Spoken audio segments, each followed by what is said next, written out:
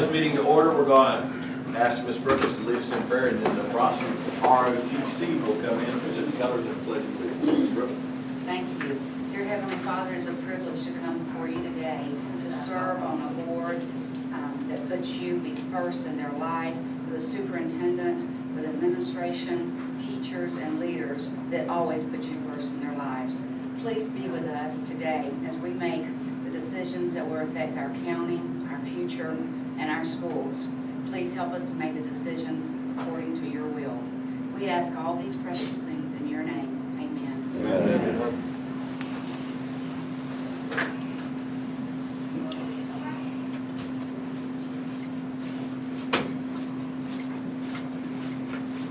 March time. March.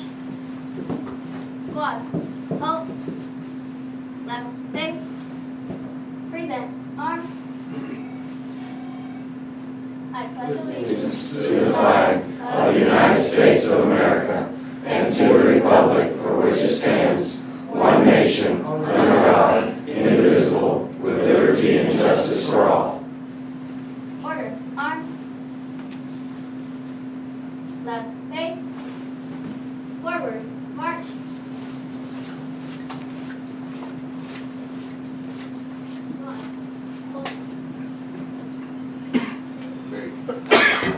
Thank you, Bronson Middle High School ROTC, for that outstanding job.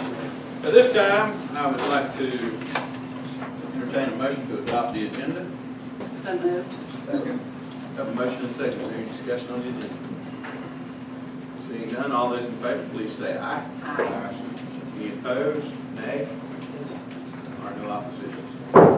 Adopt the agenda. We'd now like to welcome any visitors here for a non-agenda item. Have something to bring before us. Now is the opportunity to do so. Okay, seeing none, we do have some special visitors here this morning that I would like to ask Mr. Turner to introduce. A very special surprise presentation of some very impressive young people here today.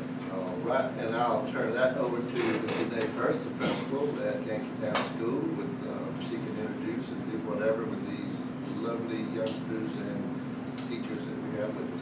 First, Thank you so much. thank you. For those of you who don't know, this is our very first chapter at Yankeetown School, so these are our pioneers. And I know we're pushed for time, so we're just going to show you our open present ceremony that we've been working on. So, ladies and gentlemen.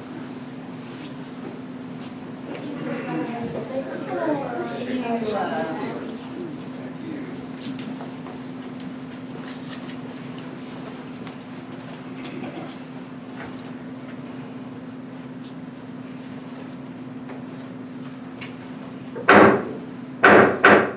Madam Vice President, this meeting will come to order. We're now holding a meeting in the Yankeetown FFA chapter. Madam Vice President, all officers at the stations. I shall call the roll of officers to determine if they're at the stations to report back to you, Madam President. The Sentinel. Station by the door. Your duties there. Food store past many friends of the FA, it's my duty to see that the door is open at all times and that they are welcome. I care for the meeting room and paraphernalia. I try to keep them comfortable and assist the president in maintaining order. The reporter. The reporter is stationed by the flag. Why by the flag? As the flag covers the United States of America, so I strive to inform the people in order that every man, woman, and child may know that FFA is a national organization that reaches from the state of Maine to Hawaii and from the state of Alaska to the Virgin Islands. The treasurer. Stationed at the emblem of Washington. Your duties there. I keep an accurate record of receipts and disbursements just as Washington kept his farm accounts, carefully and accurately. I encourage thrift among the members and strive to build up our financial standings through savings and investments. George Washington was better able to serve our country because he was financially independent. The secretary. Stationed by the ear of corn. Your duties there. I keep an accurate record of all meetings and correspond with other secretaries wherever corn is grown and FFA members meet. The advisor. Here by the owl. Why by the owl? The owl is a time-honored emblem of knowledge and wisdom. Being older than the rest of you, I am asked to advise you from time to time as need arises.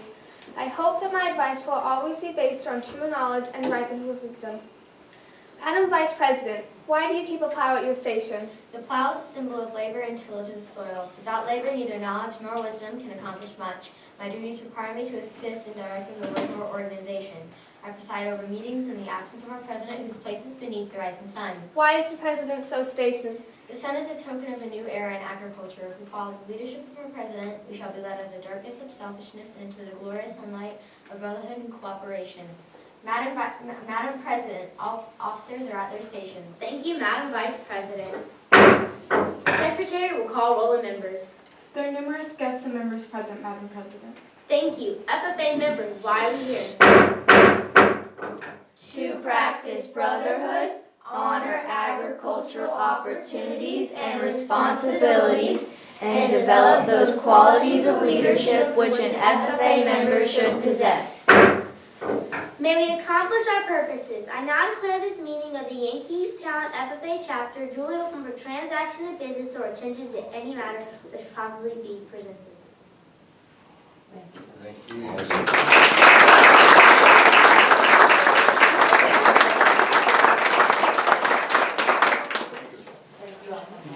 Are you going to do, where are you going to do closing or just here? All right, excellent, excellent. This is y'all's first year being an FFA chapter. That's pretty amazing. Y'all did a great job. Wouldn't you say so, Mr. Former FFA State President? I wasn't going to give a speech, but I have to. I just, one that makes me smile every time I hear that, Mr. Turner. But there's quite a few of us on the board who started exactly where you're at now. And I think Mr. Philpott said it best. You can pay your dues and not get anything out of it, but the organization has a lot of opportunities if you'll take advantage of it. And I'm tickled to death that we have another chapter in our county. So congratulations.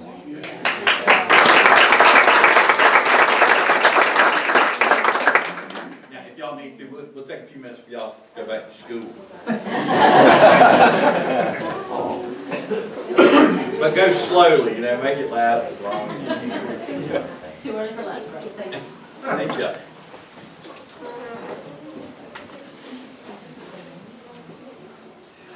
All right, we'll move right on in to our construction presentations. I'll turn it over to Mr. Lott at this time.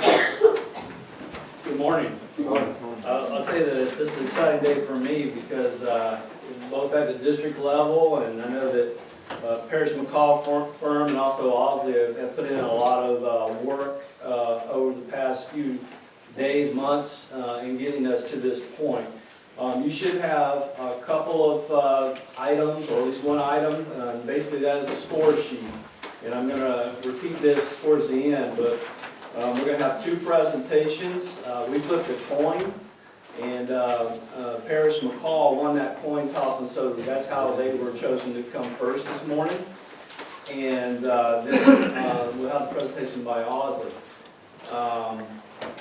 Basically, this scoring is like golf. It's been a while since Mr. Turner's taken any of my money playing golf, so I want to just reiterate that low score wins in the golf. So you're going to rate your first choice out of the two firms as 1. You're going to rate your second choice as 2. You're going to then sign, there's a thing to sign, you're going to pass those down to Ms. Hogan, and she's going to tally the scores at the end with a compilation sheet that we created. So, is there any questions on that? We're good to go. Okay. At this time, I guess Mr. Walsh is going to start us off for Parrish McCall. Yes, thank you. If you would give us just a moment to set up, and then we'll get started right away. That's a tough act to follow this morning. Thank you for that.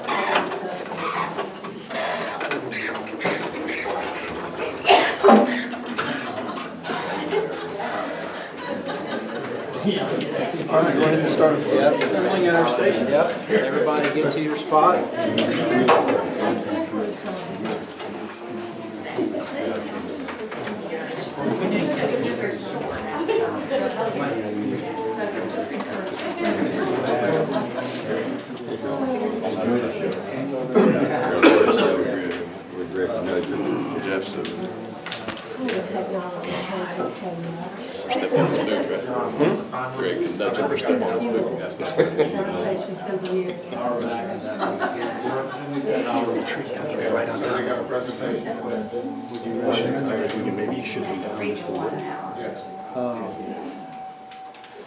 I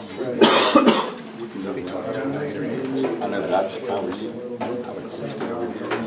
We should move around. They want me over there, so. Yeah, but I wouldn't load up that side over there. You don't have a whole lot. It's cool.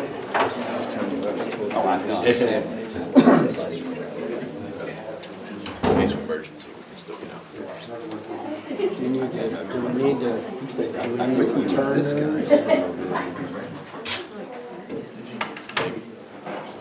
I've been asked to remind y'all that we have an hour for your presentation. Any questions? And we'll take a little break together.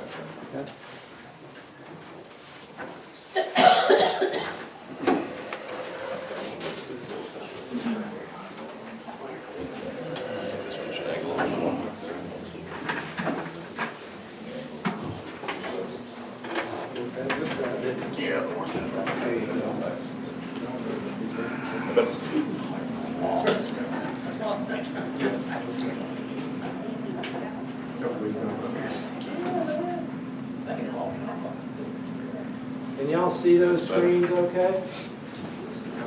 Yes, sir. We could go get bigger. Get ready for the Super Bowl. That's right.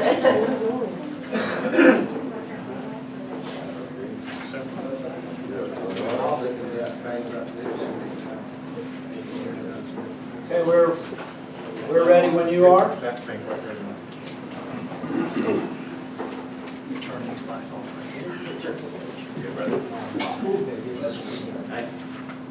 The help? Okay. All right, well, good morning. I'm Mike Walsh. This is the Parrish McCall Constructors Clemens Rutherford and Associates Design Build Team. We're excited to be here this morning to discuss our qualifications, our experience, our approach and methodology for the design and construction of this important new project, which is a rebuild of Chiefland Middle and Chiefland High Schools into one beautiful consolidated campus. We're excited to have Clemens Rutherford and Associates, as well as their consultants, George and Associates Civil Engineers and H2 Engineering MEPF engineers on our team. Between our firms, you'll not find a more experienced, skilled design build team in the state of Florida. And this morning, we're going to be outlining for you some of the factors that back up that bold statement, and then outlining for you a very well thought out approach for the design and construction of this beautiful new facility, one that the citizens of Chiefland and all of Levy County can be very proud of. We're going to move right into our team introduction at this time. And let me start by saying the people in the room that you see this morning, the people on the org chart in front of you are exactly the people you'll see throughout the life of this project from beginning to end. Again, I'm Mike Walsh. I'm the president of Parrish McCall Constructors. I've got 32 years of experience in this industry, the last 28 right here at Parrish McCall. In my career, I've directly participated in the construction of hundreds of millions of dollars worth of K through 12 projects throughout the state of Florida. Those projects include new campuses, major additions and renovations, as well as classroom additions and some complete rebuilds. Is it not? Okay, I'm sorry. Again, I have 30 years of experience. I love what I do. I love the people that I work with, and I look forward to bringing my years of expertise to the benefit of this project. My name is Bill Rutherford, Clemens Rutherford Associates. I truly appreciate the opportunity to come talk to you today, because education is truly a passion with me. It's just not something I get up every day and do a work to do. It is a passion that I look at for public education. It is important to me because this country was built on a public education system. And it's important to me that we preserve it. We have roughly twice as much experience in the special facility trust fund, designing and building schools, and all of the other firms we have worked on in this state. For example, in the last year, half, 2 years, we've been in about 31 counties in this state. One of my major roles is to get you funded. I have a passion for getting the funding. Let me just tell you quickly, special facilities construction account. I'm not sure how much you know about it, how much you have researched it. It was originally built and adopted by legislature Quincy Barron and W.T. Childers about 12 years ago. They did it because they recognized that there were 29 counties in this state that could not build a new public facility unless they had help from someone. And our neighbors in the large counties to the south, the Broward, today, the Hillsboroughs, all those people, as you know, we get so much money from the state because we're very large. We have no problem in you taking a certain portion of ours and funding that special facility construction account. It has been a fabulous product for the state, for all of the schools, all of the districts, and it works great. You can have one project on one site, you can't leave that site, but there's nothing that prohibits you from getting exactly what you want. One of the advantages you have, out of the 23 special facility construction account schools that we have done, I've never started on one as early as you were starting. Generally, people come into us about June or July and they say, great, that DOE said if we're here by August, we can probably get on a list. You are extremely early. What that does for you, it gives you the opportunity to do what you would like to do with campus. It gives you the opportunity to look at it and not press it, not be in a hurry. You can do anything on that campus that you can afford, and afford being the funding. And that is, again, is one of the things that I truly enjoy doing. I enjoy working with the Senate and the House and working on the funding cycles. We consult with OPAGA, who is the watchdog for the state for Washington tax dollars on what is done with money. We help DOE to build their programs for their schools. I have been, in the last probably 5-6 years, I have been very concerned that the special facility construction account would be abolished. There are counties in the state that want it abolished. There are legislators that want it abolished. They want to do away with it. And if they do away with it, Edie County won't do it this good. You can't come up with the money. You can't ad valorem, you can't tax dollar, you can't raise, you can't sell enough cakes, you can't do anything to raise $30 million in this county. I am a product of Madison County, so we got 3 special facility schools in Madison County. And I take great pleasure to know that I have something to do with each one of those. And so I'm telling you that I will give you my best effort, give you my word that I will have that school funded to the best of my ability. One of the things you face today, and you got a memo done a couple of weeks ago, that tells you what you can and you cannot do with your money. Up until now, if you had a sales tax issue, you could go spend your money and you could do what you like. No longer the rules, doesn't apply anymore, it's not right, or work. You are being taken to task for a student station cost. They're going to hold you to that. They will hold you to every aspect of student station cost. If you look at the chart that is printed and published, and every year it's updated, but inflation has far outrun that chart. It is way ahead on student station costs, which brings you to an issue.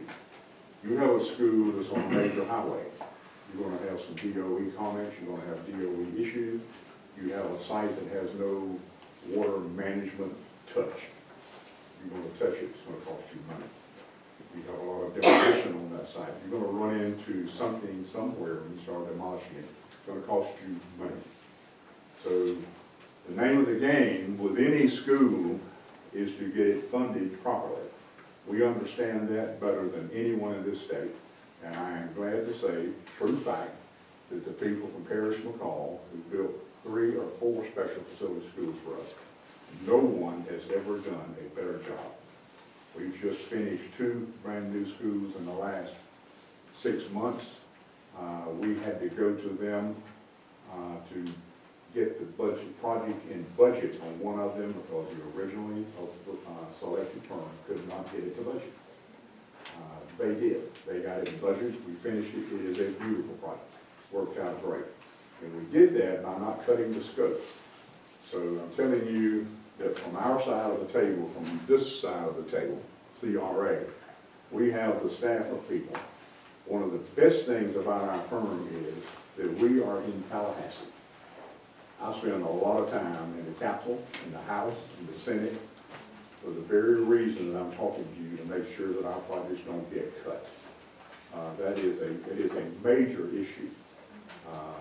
The president of the Superintendent's Association, Senator Mumford, great friend of mine.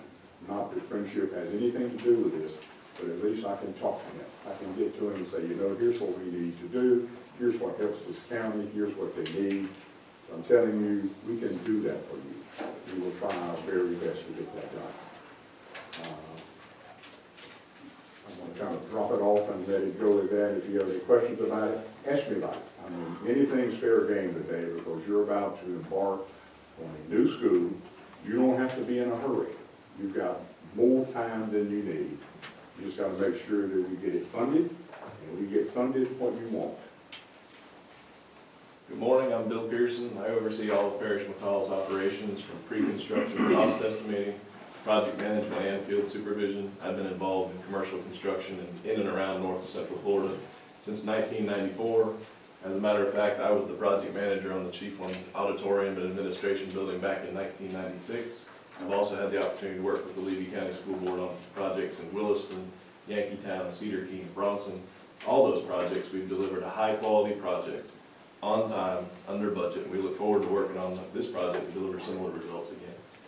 Good morning, I'm Craig Kelly. I'm project architect with Clemens Rutherford Associates. I'll be your day-to-day contact during the design process.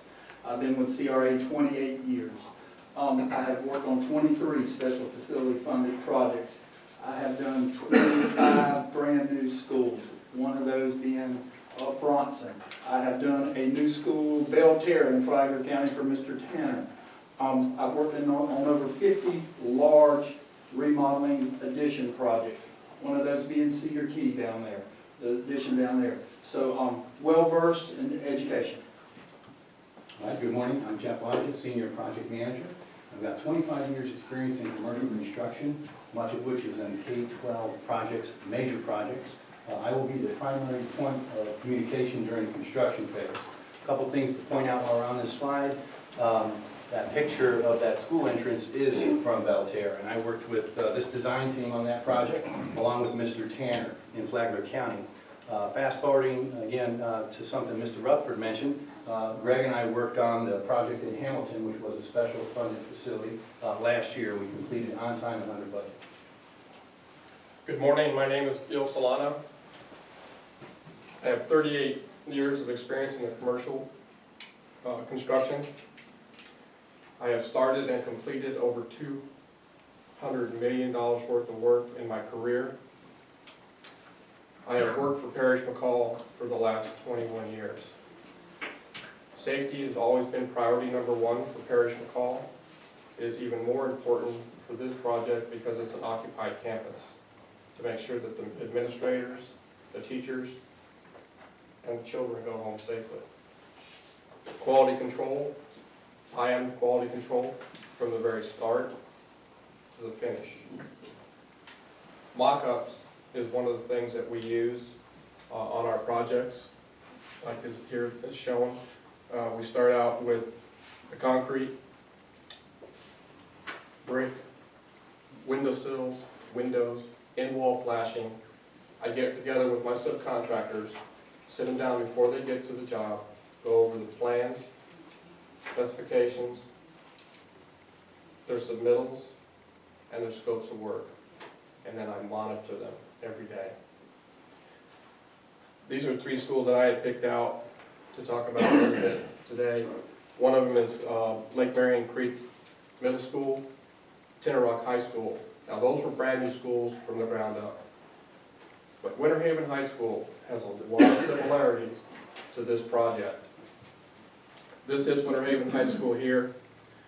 We started this project with the administration building first, and understand that all the blue roofs are new buildings, but in that footprint was single-story, old classroom buildings, such as you have, very similar. Once we hit the ground running, we started with the administration building. It's also a two-story building. Once we got that started, we completely fenced that in so that there was no activity between the school and ourselves. We created an entrance here, taking out some of the parking here for the students and moving them over to the lot here so that we could utilize this as our entrance. Once we got this underway, we moved the school bus pickup to the track area. We used this road here, which was a road in between the school for parent drop-off. And then once we got started, we moved these students over to the track in portables. Again, these are two-story buildings, very similar. Tectum walkways, which is very similar, which we replaced with aluminum canopies. We started the construction.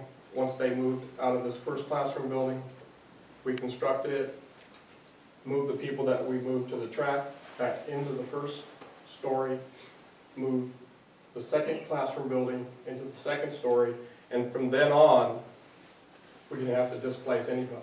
Understand one thing as well. We still had to maintain all of the equipment, the plumbing, the electrical, the fire alarm, intercom, all of that as we went through this process. Once we accomplished all that, we didn't have to disrupt any of the students, any of the teachers at any time. We completed this project. We had a cafeteria, an auditorium, and a gymnasium that remained, and we were building in close proximity, again, similar to your school, without any issues or problems at all. The one thing that we did here as well, which is going to be at your school as well, is the Jessica Lumpsworth Act. That is a full-blown must in all of our schools now. So how we do this is we get all of them background checked that are employees of ours. We get them tagged. And then one other thing that I also do is I get numbers on their hard hats so that you guys from a distance can identify who that is. I'll have a listing of what numbers and those names they go to, and I'll take care of it immediately.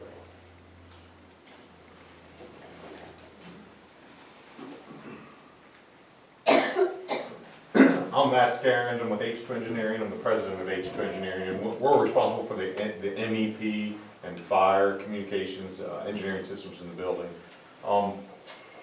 I've been doing this for 23 years. Our firm's been in business for 40, and for over 2 decades, I've been personally working with Mr. Rutherford and Greg Kelly on school projects. We've done a lot of them together, over 20 special facility funded schools. So we know how to work with these guys. We're very familiar with how they do things. It's a great team dynamic. We've also done multiple projects with Parish McCall, so very familiar with how they work. So we bring a lot of experience in K-12. Experience on K-12 projects. Mike asked me, how many have we done? So I went back to just 2010 and started counting. I stopped at over 100. Those are all projects that I've touched and been fingers on. So a lot of K-12 experience is a primary focus of our company. I'm Dan Rutherford. I'm the civil engineer. I work for George & Associates. I've been with Robert George now for 20 years, since he opened the doors of his firm. Like Matt, I've worked with everybody here several years. Mr. Rutherford, I've been with since the day I was born. I'm the engineer in our office that touches all of the school work. So I've done, not every one of them, but I've probably done over 95% of this educational work in our office. So in summary, you can see it's a very experienced team between our two firms. Just in middle and high schools, 35 new campuses represented there. and 30 special facility funded projects. Real briefly, we're going to highlight for you kind of the depth of our relevant experience. Parrish McCall Constructors has successfully built K through 12 projects throughout North and Central Florida. That includes not only new campuses, but major additions and renovations on occupied campuses, which is a different animal. Classroom additions, we've worked in 20 different counties throughout Florida, including 9 NEFAC member districts like Levy, and we've completed 7 special facility funded projects on our own. Dialing a little bit closer to home, projects that we've done in Levy County. Over the last 20 years, we have built projects at just about every single one of your campuses here in Levy County. Here's a list of them, and you'll recognize most, if not all, of these projects that we're very proud of. They include the existing middle school gymnasium at Chiefland Middle School, and they also include the existing admin auditorium project at Chiefland High, where we built the new auditorium and renovated the original administration building. That was one of Bill's projects way back in the day. Also, you'll note on there at the bottom, not the least of which is Bronson Middle High School right here in Bronson, as well as the Cedar Key School, the administration and auditorium building, where we were fortunate enough to work with Clemens Rutherford and Associates on both of those projects. We're real proud of them. On K-12 experience, if you look at the state of Florida, there are 3, 4 counties, 5 counties that we have not built educational facilities in. And I question why we have not done that. But, you know, it's one of those things that we will overcome it sooner or later. I like to think it is because we have done a very good job. I think we have served the clients. And one of the things that I'd like to mention to you is the safety of the school campus has become paramount. It is extremely important. This board, the superintendent, is responsible for every child in this county from about 8 to 3. I'm sure it's not first. I have visited most of the school sites where there were disasters. I wanted to know why. So I called the sheriff and I said, I want to look at it. I want to know what's the problem. And there is a common thread in school design that leads to safety, and it's the amount of egress, ingress, and whether or not it is a safe and secure campus that can be locked down. I tell you that we are on top of that at every stage of the game. I can't tell you this today, but I can tell you 4 or 5 years ago that I was the only architect in the country certified in disaster recovery for safe school. And we did that with Pepperdine University and Ron Stevenson, who is the director of school safety. And he worked with us, we worked together to develop a school plan for the safety of the children. I mean, that's what it's about. When a disaster happens, you don't have time to start running around finding out where people are. You've got to have a plan in action. You've got to know what you're going to do. It is crucial that you have a safe school that is designed that you can contain, you can control, and the law enforcement knows where to go. That's one of the major issues. We are very good at that. We do that, so I like to think things like that are some of the reasons that most of that state is yellow. Anyway, we have a tremendous amount of schoolwork. You can see all the campuses. So as far as special facilities, we just, my opinion, and I'm trying to be humble about this, I think we steal the show when it comes to special facilities, what we've done. So many of them. I mean, we've just done from county after county after county, and I can't read this, say the ones. I mean, we truly have done that for districts just like yours. All right, back up one train. This slide here represents the special facilities funded projects that have been funded since the year 2000. Okay, go forward. The highlighted ones are the ones we have done. So I wanted to point that out to you. As Mr. Rutherford said, we are passionate about special facilities funded counties. We like working for rural districts. We like helping people out. We like getting money for them. We like working with you. This is a list of some of the schools. On the left's the original budget estimate. We sat down, looked at things, talked to them, this is what DOE recommended for funding. Once we sit down and talk with them again, we've got a lot of experience with it. On the right, some of the dollar figures that DOE ended up funding. We understand this process. Let me throw a couple hypotheticals at you. There's a major DOT intersection in front of your site. Has anybody talked to DOT? When you go permit with DOT, I'm sure they're going to ask for something out front there. So that's something to look at, be aware of. The karst features in the soil. Has anybody done a geotechnical, sinkholes and everything there? There's opportunity there. If you were able to get a geotechnical report early in the process, maybe opportunity there to ask for something. You're tearing down most of your existing buildings. I'm sure there's some lead paint and some asbestos, those are things to take into account. DOE funds cost per student station, but they allow you to do some other things. We understand how that process works. We understand the paperwork. We understand what's involved with that. When experience matters. 15 years ago, we stood in this boardroom right here. You had hired us to do Cedar Key. We did the design documents, went through the selection process, hired a construction manager, ranked them in order. We gave the documents to firm number one. They took it, did it, came back. They were over budget. We had to come in and make a recommendation to you. One is you come up with more money.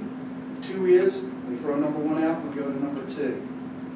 Understand the position it puts. The architect has to stand here and say, we feel like there's enough money in that budget for this project to work. We stood in here, said go to number two. Number two came in, same scope of work, got it in budget, and met the schedule. Contractor number two was Parrish McCall. I say all that to say we've worked here before with you. We've worked with you here. We've been a great partner with the county. We understand what it means. We've also done Bronson Middle High School with the same team, so we understand. Successful teaming efforts throughout the entire project. Well, if you're going to have a successful project at the end, you need to start out right. So now I'm going to talk to you a little bit about design and how to start out a project. As Mr. Rutherford said, you've got time to come in and do this right. We're not here today to cram some reuse or some design down your throat. We want to sit down with you and find out what you want. We want to hold charrettes. We want to do workshops with you. Get all the stakeholders at the table. We want everybody that's going to be involved sitting there. And it's not just the end users. We want to be at all the board meetings.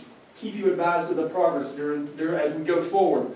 Also, it means when you levy the millage to go after special facilities, the county has to buy in. They're contributing tax dollars. If you need us to go to the Rotary Club, the Optimus Club, whatever, and make a presentation on your behalf, we do that all the time. We understand. We can explain it to everybody. So that's what we're going to do there. Listen first.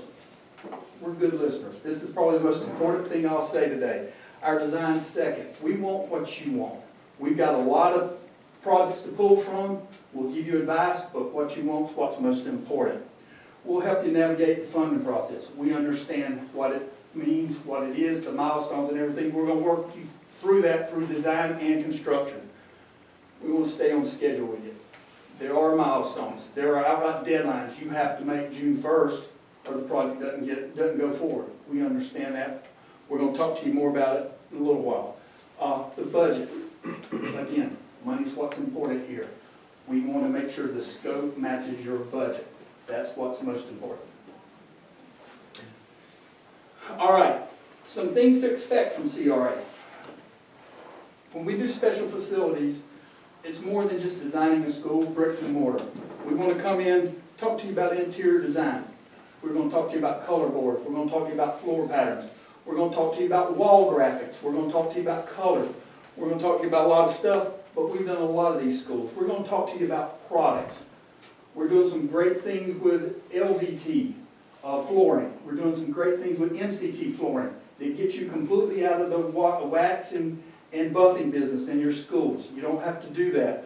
We've got some resinous flooring we want to look at you with in kitchens and janitors' closets and restrooms. You don't have tile and grout lines and all that to help to keep clean. We're trying to simplify your life there. We want to talk to you about that. FF&E, fixtures, furniture, and equipment. If you have somebody you want to use for your furniture, great. If you need help bidding it out, we can do that. But more important, we want to talk to you about how the furniture relates in the classroom. We're not here just to build boxes that you put furniture in. We want to talk to you about how do you utilize your furniture in the beginning. We will do 3D renderings of the classrooms. We will come in and give you, with this furniture package for the middle school, will it work in the high school? If not, what works in the high school? With this same furniture package, what different layouts can I get? What's my flexibility? We will show you 4, 5, 6 different layouts for a classroom with this one furniture package, so we understand that. We're doing some great things in districts, in not just the classrooms, but in the media centers and food cafeteria. You know, you're trying to get the kids in to buy lunch. How do we do that? We're seeing the cafeteria more as a commons area now. We're looking at a Starbucks. We're looking at something like that where they come in. We've got low tables. We've got booths. We've got high-top bar-style tables. We got all that going on. So that's what we're looking at with the FF&E. Classroom technology. Back up one turn. Classroom technology. Chalkboards, marker boards, overhead projectors, smart boards. We aren't doing that anymore. This is what we're doing in classrooms. The last 6 schools we built have 70 to 75-inch touch panels in every classroom. We've got 84-inch touch panels in other places. This is what's important. We want to come in and talk to you about that. We want to mock up what's the teaching wall in the classroom look like. We're going to mock it up. If it's got a 75-inch touch panel, are there 8 marker boards on each side? Where's the technology? Where's the outlets? We want to get one laid out that everybody buys into, signs off on, and that's what we're going to go forward with. We understand that. Sound enhancement. We know there's some classrooms you're going to need some sound enhancement. Where are those and how do they work? Computers. You know, are you one-on-one at the high school, middle school? What are you doing there? Chromebooks, laptops. We understand that. We want to make sure you've got the stations. They can plug them into to charge them. We understand. We've done that in the last round of schools we've done. Campus technology. Again, we're not talking just bricks and mortar here. The phone system. Who's picking up the phone system? Well, who's paying for it? Is it in the budget? We'll make sure that's there. Security. What kind of security are we talking about? Is it card access into the main entrances of the building? Is it card access into all the classrooms? What is that?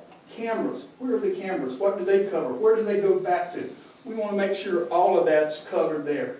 One thing that DOE wants you to do that is never funded, what about your testing with computers? Where does that go on? Where are all the computers set up? We need to sit down and talk to you about that. Where does that occur at? Construction administration. We will be your eyes and ears in the field. We will attend meetings weekly at the site. We will be at once the project starts up, I will be at every board meeting during design and during the construction, giving you updates of what's going on there. 3D renderings. As I said earlier, if you need us to go to Rotary Club or whatever, we'll bring renderings to it, show them what you have, where we're headed. We start day one with something like this. But more important, this is a design tool for us. What would this building look like if it had red brick? What would it look like if it had more historical windows on it? What would it look like with a blue roof? We use it as a design tool during the process. Okay, thank you.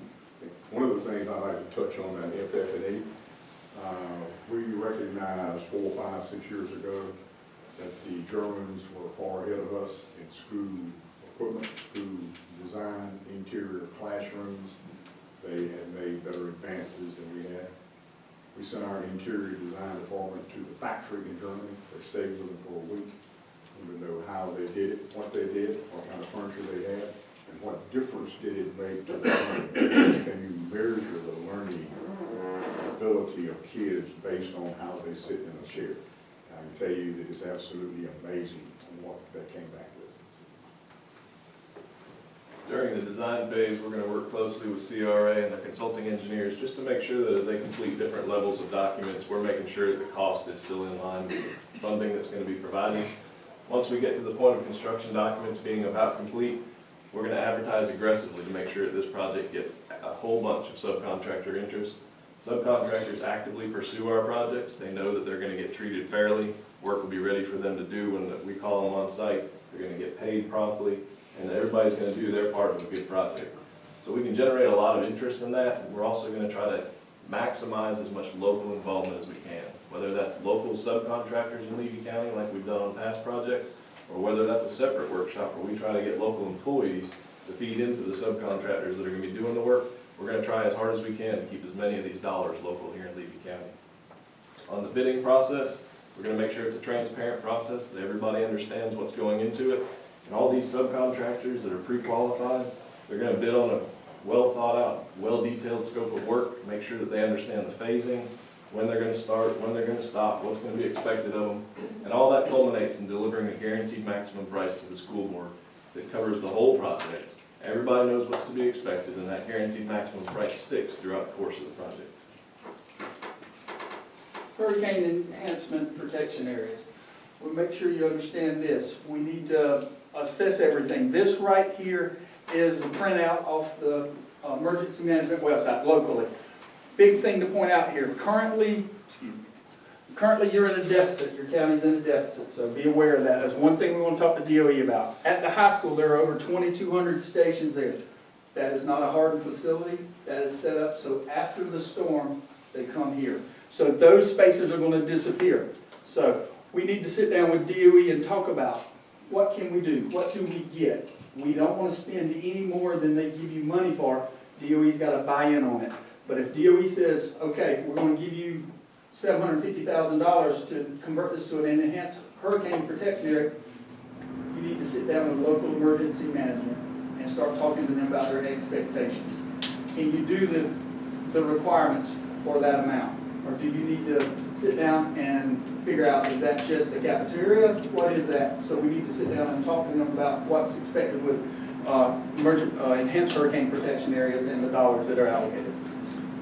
Okay, for the site, like I said, I'm a civil engineer, so unfortunately I haven't got it buries your money. So, but I know that, so I don't go out and just put lines everywhere. We actually come in, we look at the systems that you have. We actually showed up to this site last week. We flooded the fire hydrants, we tested the water pressure, we walked around. I talked to a gentleman named Randy and Shane with the water and the sewer departments in Sheepland. We've gone through the manholes already. Your manhole depth are no issue as far as gravity flow. One of the things that we would look at doing on this site, because they are BCP, vitrified clay pipes running through the site. I don't know if you know what they are, but if you uncover them, they're dust, they go to pieces. So it's not what you want on a campus. What we would like to do on a campus like this is we would come in and want to relocate your utility lines, go around the perimeter of it, so that as you put more buildings online, you can make connection to these buildings. You never lose service in your existing buildings. The location of the stormwater management facility, on this plan, on the bottom left, you see us on the lower east side of your campus. That is actually a wooded area right now. One of the things that we follow that my dad mentioned earlier is safe school design. We try to put wooded areas on sites because it obviously adds to a place for kids to hide. So I'm not saying I want to come in and take all your trees out, but it is a location on this site that is out of the way. It's not in the middle of your campus. You can move it to the exterior. But things like this, you're going to see other slides where the ponds are moved down on the western side of your site during this presentation. Things like this is what we would want to come in and sit down and talk to you. You tell us where you want it. We'll work that out. The geotech reports that Greg mentioned earlier.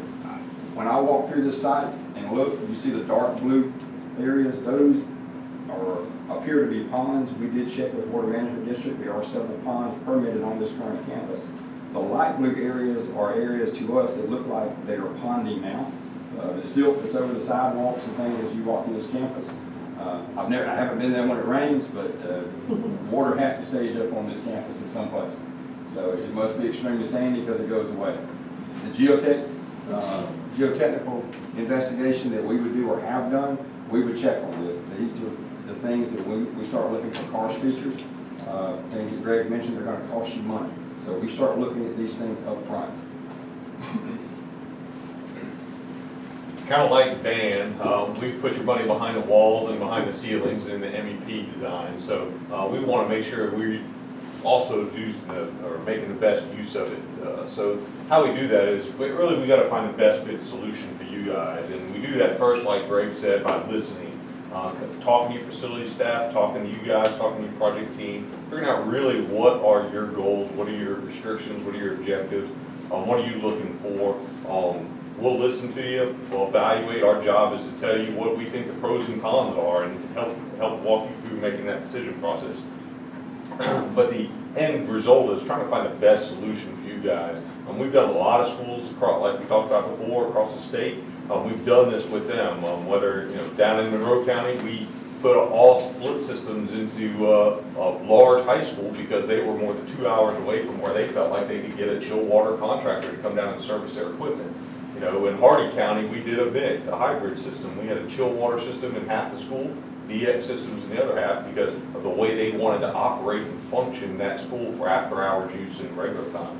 In Madison County, we actually implemented some gas cooling in the building because the city utility sold gas, and part of the funding mechanism worked so that they wanted gas in the school. So we can work to what works best for you, for what your restrictions are. We'll tell you what the pros and cons are. We'll tell you what the advantages are. We're not here to try to take one of the schools we've done and shoehorn something into your district that you're not wanting or not used to working on or don't have service contractors around here to deal with. All right, I'd like to transition now into the construction portion of the presentation. As I said in the first slide, I'll be the primary point of communication during the construction phase. So I will be reporting to all the stakeholders, primarily the school board, along with Greg every month, the finance department, user groups, subcontractors, and then our entire design team. So one of the tools I use to do that are sampling of these reports. They're very thorough. They're a proven process we're very proud of. Every project we do, we improve our process. One I'm especially proud of is owner direct purchasing. Every project I've done, I've increased a percentage or percentage point on actual tax savings. So here's a sample from Clay County. In Clay County, we save $400,000 in tax. That represents about 2.2% of subcontracted costs. It's a personal high for me. We issued 62 POs for about $6.5 million. All of those invoices flow through me. So I'll have a very close relationship with the finance department. And one thing we do beyond that is a lot of vendors offer savings if bills are paid or invoices are paid within certain terms. So our process turns those around fast enough for the district to even realize more tax savings.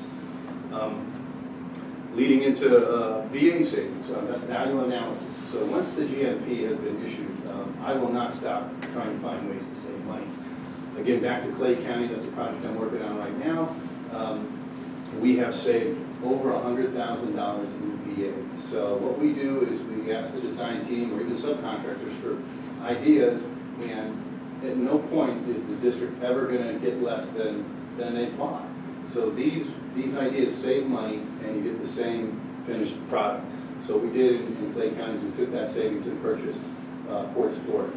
Greg touched on that earlier. That's a huge win for a school of that size. You've got 140,000 square feet that won't have to be waxed and cleaned twice a year. And then lastly, drone and webcams. Again, back to Clay County. Right now, if you go to their website, you can see links very similar to this flight here. We give the district a URL hotline, so you guys can do what you want with that. If you want to share that with the public, you can. You can put it on your website, and anybody that goes to your website can click and see a real-time image on the webcam and our most recent drone flight. All right, I'm going to talk to you a little bit more about the schedule. Phasing needs to fall in line with funding. We understand the funding milestones. We understand that you, starting June 1st this year, we have to have drawings approved. We understand that. You will get funding if everything goes through DOE appropriately. Next year, July 1st of 19, 20, 21, you will get funding. We want to make sure that the construction process doesn't outrun that. So we get approval next legislative session and funding after that. So we want to make sure. Classroom counts. We have gone through the existing schools. We have looked at what you have. We figured you've got, round numbers, 55 classrooms there. So we understand what you have. We have generated a facilities list for 1,200 student stations. With that, we figure you're going to get about 64 classrooms, counting resource rooms. So that's good. We're going to build more than you're going to tear down. So we want to take advantage of that. We want to make sure as we build before we tear down. We don't want to get into the portables business. We'd rather not spend any money on relocatables, anything temporary.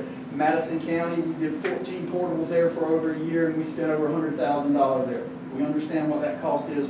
We don't want to spend it here. We want to make sure when kids move, and we're going to try to make them move one time. They go to where they belong, and we aren't just bouncing around from a teacher from location to location. All right, there's a lot going on here. On the left is a schedule. On the right, first is existing. This is your new layout. Starting with the schedule, as I said, we understand Mr. Tanner's working with DOE. February 1st, you've got to have an invite to them for the committee to come visit your site and make sure that you've got a critical need. June 1st is the deadline for having phase 3 drawings done, presented to you in a fashion that you will approve them. We understand that deadline. Everything that happens between those two deadlines, we'll take care of there with DOE. After July 1st into August, there will be, up on the hill, they will call you up for a meeting up there. You will present your project and they will rank them in order. Next session, funding will start falling. So we understand how the process works there, how the funding works. Let's quickly, back up one real quick. Existing site here. We're going to show you what's happening. Here it is right here, admin's up front. Cafetorium's right here, football field, baseball fields, middle school's down here. Just real quick tour of your existing site. All right, let's go straight to the... Here is your new layout we're looking at here. Main Street's out front here. Existing auditorium, admin's here. Cell tower here. Boy, howdy guys, that is a thorn in your side. I understand the issues there with that. We're trying to lay a school out around it, and the guide wires coming out everywhere. Man, what a task. Existing health's here, the middle school gym's here. We're creating a new front parent drop-off area here at the light. We've got cafeteria up at the top here with staff, with parking up here by it. Large classroom, 2-story classroom wing here in the middle that fronts this new drop-off area here. Media center's 1-story here behind the auditorium admin, creating a relationship there. A plaza here. We've got a covered dining area here between the art lab, music lab, and the cafeteria here. Again, everything here is under one roof, looking at security, looking at egress in and out of this building. New gymnasium down here. We put it in proximity to the old gym, created the bus loop here, so you got a nice after-hours space here. It's a relationship with the football field, baseball field, everything close proximity there. That works real well. And then just if you got money, we looked at some additional fields down here. So this real quick is the overall layout, and we're going to develop it now for you in 3D. All right, Greg's kind of walked us through the process of getting a preliminary design and getting it funded by DOE. Obviously, August of 2019, when you receive your first funding, is a huge date. We're very confident that that's going to happen, so confident that we're going to mobilize on site a little bit before that, so that in June 2019, we're going to start on site. What I'm going to walk you through is a 3-year, 3-phase approach to the project, and we've looked at 4 different concepts, single-story and 2-story. In our opinion, this scenario matches out your construction funding as closely as we can with the construction dollars and the calendar. So over here, I'm going to have construction activities moving along as I talk through the sequence. And on this side here, the yellow is the funding approved by DOE. You'll see blue bars as they go across that are actually our monthly construction costs. And we've tried to marry those as closely as we can. We've made a lot of assumptions based upon design, programming, site issues, mechanical systems, contingencies just in case. And we look forward to working with you guys to try and make those gaps if there are some gaps. And you'll see that there are a couple of instances where the blue exceeds the yellow. We're going to try and narrow those, but we also have a funding mechanism in place where we can take care of that. As we get into the construction phasing, and I'm going to walk in front of this one, you'll see phase 1A, we're mobilizing on site. All these phases I'm going to show you are going to be separated out by a yellow barrier. Gil's got great experience with it. I mean, the yellow physical barrier or blue physical barrier just really separates our construction operations from the day-to-day activities of the students, faculty, and staff, so you'll see that as I go through these. Summer is another important element that you'll see over the 3 phases. When activity is at a low on campus, our activity is going to be at a high. We're going to really get in and do a lot over the summers when the students aren't there. So this first phase, we come in, we establish our boundaries, we clear the construction areas and get ready for the actual construction of new buildings. Here we've done that. We've established our trailer and we're getting ready for building pads and slabs to be built. Again, this is over that first summer. As we move through that, you'll see that the site moves and we've got the construction of what Greg mentioned is a new cafeteria. This new cafeteria is going to be built first. We're going to keep your existing cafeteria open and operational for the high school staff as well as the middle school staff. This two-story classroom building is for primarily the high school purposes. We're not disrupting anybody from the existing high school classrooms until we build a new classroom and they move directly from here into the new spaces. 26 new classrooms there, so we're just kind of keeping a running count here. On this side of the campus, on the north side of the football field, we intend to access the cafeteria site in the back on Northwest 4th. For graphical purposes, we showed it's kind of taking the whole area, but our intention is to really hug it as much as we can to the north side against the Seco property. We'll use this for access in and out during construction. We're also going to maintain it during subsequent phases when the permanent access to the cafeteria isn't there, so food service deliveries will be utilized along this back access area. As we come into this next phase, we've got these first two buildings built. Our next summer phase is really going to capture a lot of the footprint of the school. You can see we've got a big boundary established. These existing buildings are shown. We've got the front parking lot established as part of our construction area. As we get into this phase, because the new high school building is occupied, we've torn down a lot of the existing high school buildings that are currently on site. 18 classrooms. He keeps track of that for me. Another element that's really important to note is that, as Dan mentioned, is your retention pond going to go here, or is it possibly going to go there? There's good material we think that can be excavated out of this area, save you dollars on having to buy import fill. Let's use what's on site. And we're going to solve some of the grading issues around your existing campus. At this point, we'll get this pad prepared, the slab board for the balance of the middle school classrooms, music, art, and media. During the summer phase, we're also going to construct the new parent drop-off, student parking, new parking for the health clinic building. You'll also notice that in the back, we've got a new bus loop built. So when students return in the summer, or in August of 2020, we got a new cafeteria. They're still using their existing gym and weight room. Admin auditorium are still there. The high school is primarily located in these new buildings. Middle school is still operational, and they share this bus loop in the back. At this point, we've shrunk our footprint back again because school is going to be in session. We're going to be in this area, again, accessing construction off the back of the campus. Another thing to keep in mind is we're going to maintain access for these students to access the cafeteria behind the existing auditorium. So at this point, now we've completed the construction of the middle school 6th through 8th grade classrooms. That portion of the project is now done. Plus 38 classrooms. At this point, we're getting into the last big summer phase that we've got to do. We're going to demobilize our area around the classroom buildings. We're going to mobilize an area around the existing middle school. Because we've got that new classroom building done, we can vacate the existing middle school. Over this summer period, we're going to do the heavy demolition of knocking down that middle school, preparing a new pad, getting a slab poured for the new gymnasium. And we're going to, again, confine our area to the back of the school during construction activities, accessing it from the back on the Northwest 4th. You lose 25 classrooms when that's taken out. So for the balance of 2021 through the spring of 2022, we're going to construct this new gymnasium, the play fields, and the parking lot.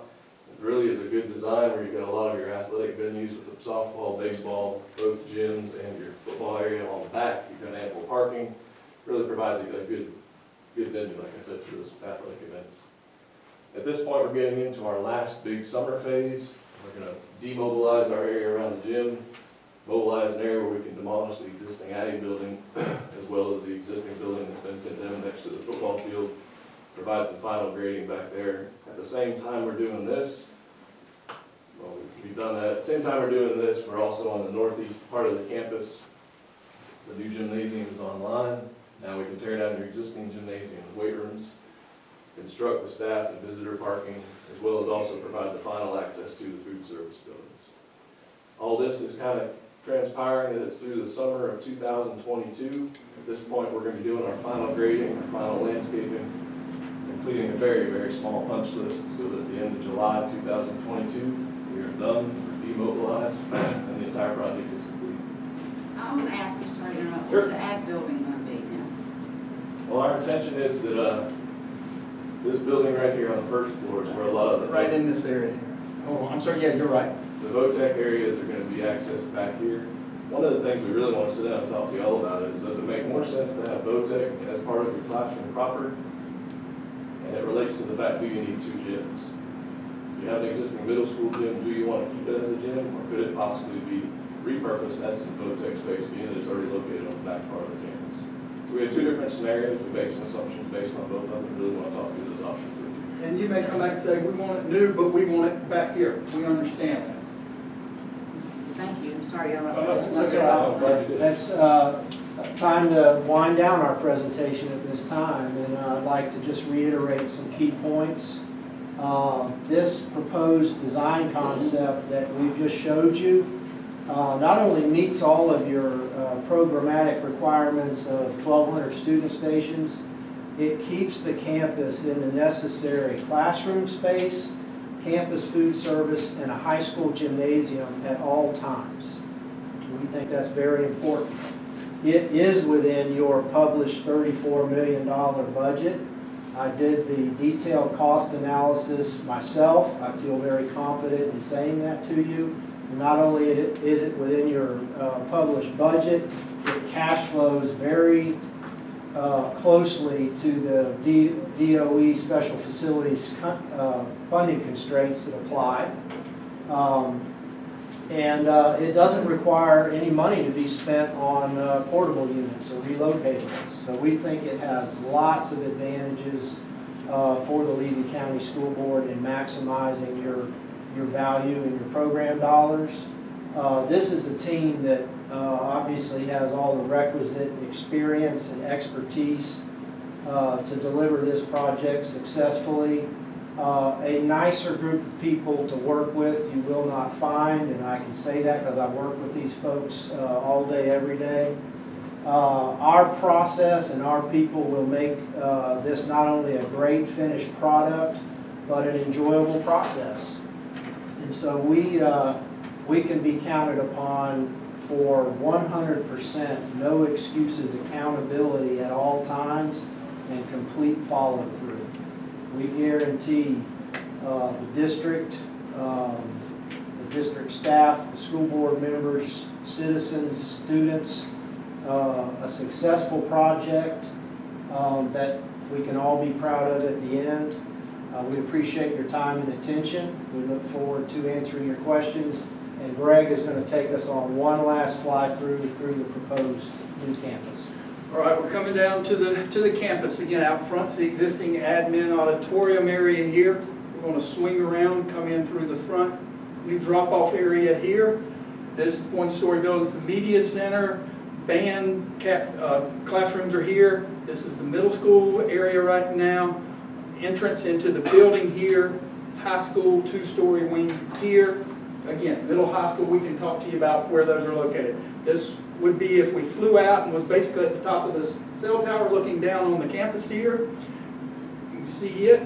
Health department, health building. We're back at the gym area here. We're going to swing around it, look at it from the south here.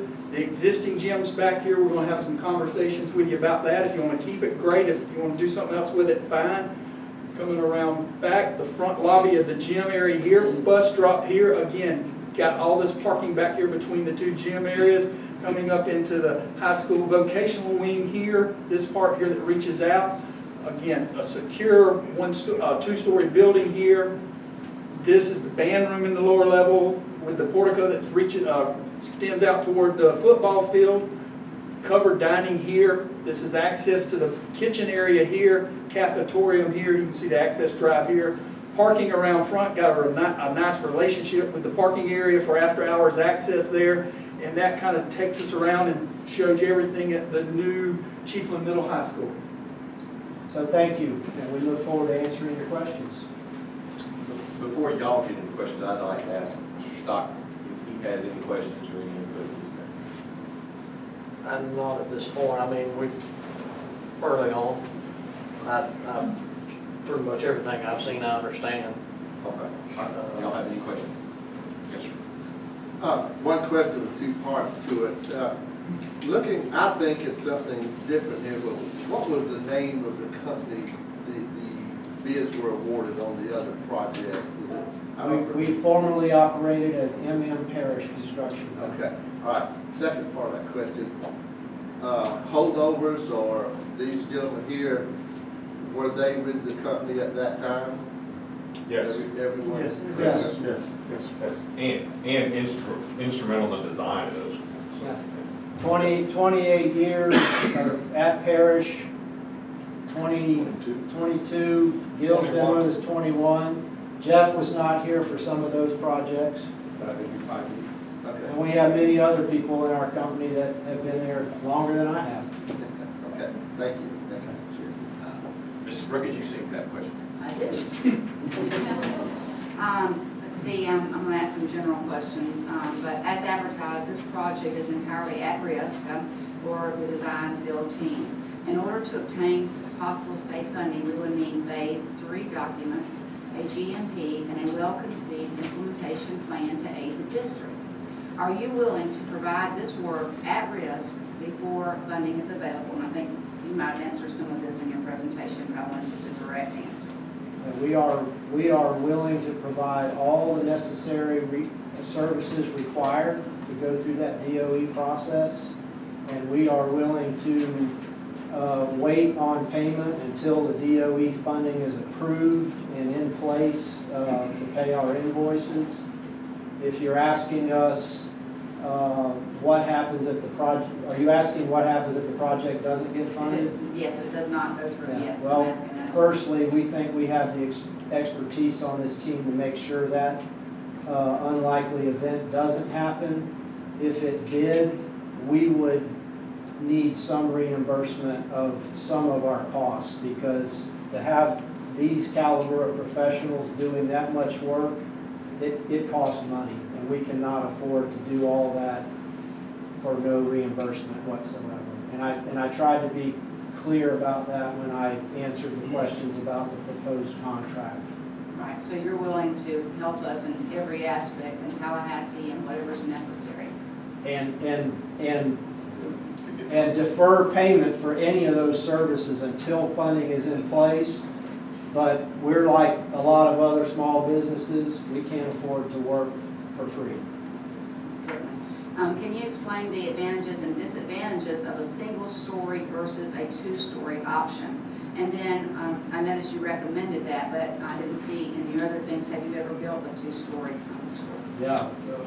In fact, the project that Gil highlighted in Winter Haven High School were all two-story classroom buildings. In fact, that administration building was a two-story with a media center on top. So yes, we've done other campuses that were two-story.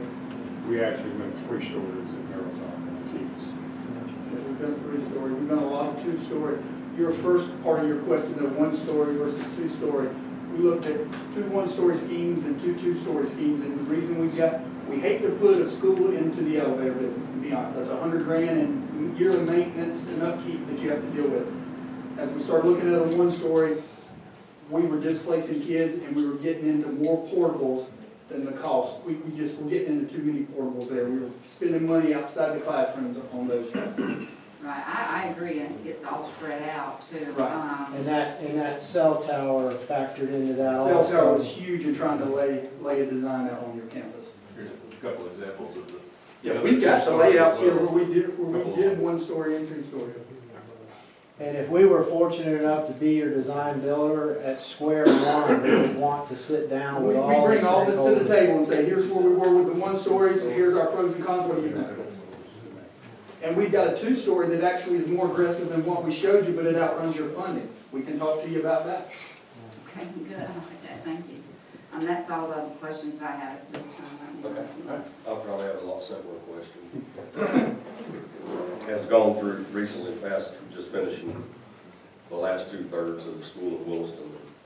I wasn't there, not there at the beginning of this and this part of it, but learning some of the things we learned from the past. But I guess the number one question we have to ask, and I think it was addressed, was, but we're going to build a school in Chiefland where there have been known history of sinkholes. We're going to do that due diligence beforehand, right? Absolutely. Yes, and you answered my question. I would Every recommend- question that you're. I'd recommend doing it early enough where if there was something, you could potentially leverage that with the state as far as funding. Right. Y'all did a great presentation. Most every question I wrote down, you've been answered. Getting your funding and getting up front with it, it's absolutely. DOT also. Absolutely. Yes. Yes. Absolutely. Yes, sir. And then course, we talked about the beginning of it, and we talked about the design of it, and we talked about the build of it, but going through the other one, who would be the lead after the project's over with, when we put the kids in the classroom to do the troubleshooting, all the little bitty things that have to be taken care of technology-wise, and Well, Gil would be on site until the very end, but after we demobilize and we're off site, our senior project manager, Jeff Elijah, would be your single point of contact for any issue you have, and we'll be right there to address it. and with the tech, then along with that question, the technology that we're instituting and all the new modernization of air conditioners and all those other things, is there support staff for a certain amount of time for our maintenance staff to train our personnel on how they operate and troubleshoot? Who's the lead, same? Jeff? It'll be us, yeah, there's a serious amount of owner training in a project of this size, operation and maintenance manuals, closeout documents, we'll make sure your staff has everything you need to operate the buildings before we do. And then I have one, what? Yeah, I just wanted to echo on that. The level of closeout documents that we'll provide you and your maintenance staff at the conclusion of the project will be better than anything you've ever seen. We do full-blown 3-ring binders for paperless PDF files. Again, we'll determine what y'all want. Then the last question I have is I think we're a unique county, and we don't build new schools very often. And I saw your mock-up and design of that. Are your design team open for community involvement of an organized manner so that we make sure our community is involved in what the school interiorly and exteriorly looks like? Absolutely, and I think that's a big part of the message that we're trying to convey here this morning is that we've got a great concept. We think that we've spent a lot of time thinking through all the moving parts and pieces, but nothing is cast in stone today. The process is, when we get on board, we really need to sit down with you, the people that know the most about this facility, and get up to speed, and let's make informed decisions about what this final design is going to be. Do you have any questions, Mr. Scott? Just with knowing that we're coming, pretty closely removed from the Williston project and knowing the climate of things, what can you bring to the table to help us with this process of going through a special facility? So, and I know you mentioned a little bit about that, Mr. Rutherford, but can you expound a little bit more on that? At the risk of being too much, I can tell you that I know more about special facilities than DOE does. Okay? Because we've got to write the rules on some of it. And I don't say that to be arrogant by any means. We understand every aspect of it. They will consult with us to help them with their programming needs on schools to see if it can be funded. We meet with them at their pleasure to talk about budgeting. I personally think that they have an issue with their per student station cost. It won't work. The student station cost in West Palm Beach is different from the student station cost in Levy County. It is not the same house. And we are discussing square footage cost by zones. There are documents and programs that break the state up into what the most expensive is. I'm getting off what you're asking. The special facilities, I will help you every step of the way to get you funded. There will be times when I will ask you or a superintendent or someone to come to Tallahassee. We'll sit down and talk about what your needs are and how we're going to get it approved. The state budget director will give DOE a certain amount of money.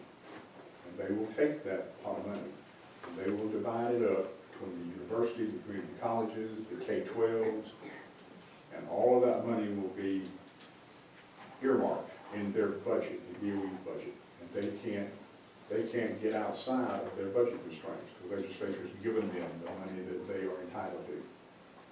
Then you have to go sit down and say, okay, we need to do A, B, C. Well, we have gone to the governor's office and asked him, and he has responded out of his general fund to fund the school for us because DOE did not have it. They couldn't fund it. So we know all of the issues, we know a lot of the issues that go into making up the funding criteria to build a school like this. There won't be any surprises, and we will stand and tell you, here's what we think you need to do. Some of them may be something you don't want to do. I can't tell you that today. Some of them may be things that you haven't thought about, we haven't thought about, that you say, hey, that's even a better idea. We got a list of special facilities schools. So call the superintendents and talk to them about what we did there with them. Better than that, call Mr. Mumford, President of Superintendent Association, and ask him about us. Ask him, say, those guys stood there, they were better than white sliced bread. Do you agree with that? And ask him what we've done, because his superintendents that he works with are the guys that he tries to help and direct. And at his request, we have met with the state on 2 or 3 occasions this year to try and say, here's what happens if you do this, and here's what happens if you do this. The DOE will fund your project, but they will have a certain amount of money. So we have to work within that confines, so they can't just run up the hill and say, hey, I need $10 million more. And that's the problem with this program now. A couple of schools have done that. It has made it very difficult for everybody else. So I'm answering your question. My last question is, do you have any other projects out that you're working on, so that would be in competition with us? Yeah, we have other projects that we're underway with right now. We have a nice backlog, but this project dovetails perfectly with our workload. Both Jeff and Gil, during the construction phase, it dovetails great with their availability. And as far as the pre-construction end of the process, we're ready to start tomorrow. So our availability is great. And you're predicting this project will be finished in what, 22? What did you say? Yes, summer of... You can get in line this year. They will listen to you next August. And then it will be a year after that that you get your first funding for successful. This is the 30 million plus or minus, so my guess is they will break you into 3 years of funding, my guess. If there's only 1 or 2 schools, 1 or 2 counties coming, you may get it in 2 years. If there's only 2, you may get it in 1. Special facilities, started out getting $50 million a year, 35 years ago. So that's a full 3-year phased plan that we showed you. I think Greg mentioned earlier, we do have a fully thought out 2-year phased plan that works logistically. It's just the funding. It just outpaces the funding so fast, it's not really achievable unless we get some other mechanism. Building a school is just like your family life. Okay, we're close to running out of time. I have a couple questions, but I want to see if Ms. Lake has any questions. They've answered all. Okay. I have some questions that may seem absolutely redundant because y'all have presented a good argument here today. As we are well aware, we are going to have to work closely with the DOT because of the location of that facility. What's your working relationship with the DOT? They're going to run into snags, they're going to run into any money? Are they going to hold us up? What you think? No, sir, I don't think they will. We work with DOT now every day. We are one of District 3's qualified engineers. We're actually coming down to the Lake City office now. I don't foresee any hang-ups with DOT, but DOT, they own that right away. They have certain rights, rules, and regulations that they will require, not request, that we do in that right of way if they want us to upgrade it somewhat. So the first thing we would probably have to come down and do is refer to the Form 211. You have to come into a turn lane study and basically document or verify to DOE whether one is needed or not. So we start with that, and you do that only because you have 2 signalized intersections there. Okay. All right. Now this is going to sound crazy, but I'm a person who believes I've been burnt once, so I'm going to ask this. I suspect the answer, and I expect y'all to hold to it. You do understand we ain't got no extra money, so whatever they say is what we're allotted for. That's what the cost of this is going to be. We're not going to come in and go, well, we got $30 million, y'all come and propose a $40. You understand that?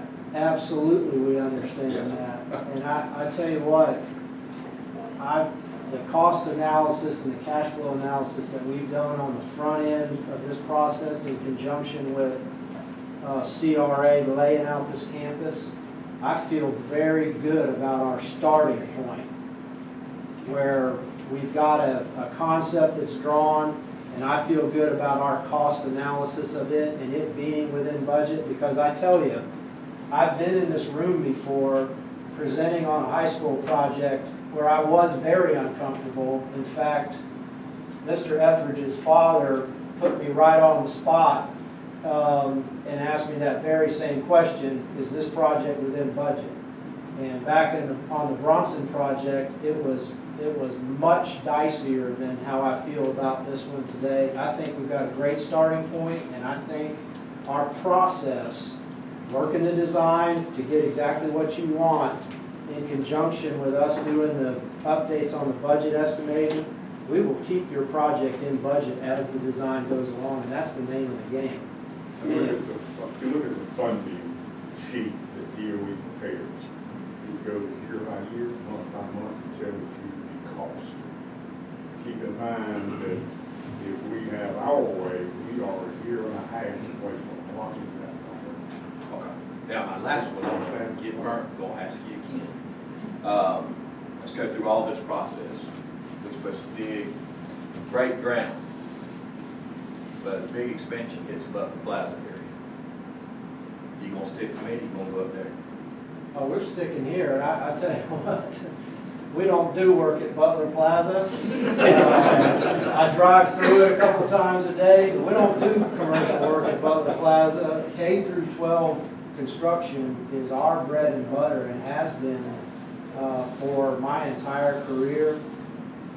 We've dealt with the regional workload issue already. Yes, subcontractors are busy, but we've been able to keep the necessary resources on our projects and keep our projects on schedule. And the reason that is, it's relationships. Bill mentioned it earlier in the presentation. We have great relationships with the very best subcontractors across this region. And the reason is simple. They know we know what we're doing, and they know we'll treat them fair along the way, and they know we're going to pay them on time. And that's what keeps them on our projects and your project. Okay. Any more questions? One more thing. Let's see, you mentioned that you saved $100,000 in career, and you said in BAs, and I Yes. don't know what that is. Well, here's an example. I'll get a little technical. Our sub-slab roughing called for rigid EMT conduit. So we saved $25,000, changed that to CPVC, which is plastic pipe. Now, this is all underground. When we run this in the first box that's in the wall, that saved $25,000. Another example, we did away with some insulation that was overkill. All of these things were vetted through the design team and blessed by the design team, because that's the way it has to be. And then ultimately the school district yielded those savings. And that job, we turned that around to that maintenance-free floor, which they were absolutely delighted. Otherwise, they wouldn't have that. They have traditional VCT or resilient floor that's got the wax, strip of color. And all those savings go back into the owner's pot of money. That's your money. Okay. Yeah. But that could be used for. Sure, anything. And at the end of the day, at the end of the project, we'll reconcile.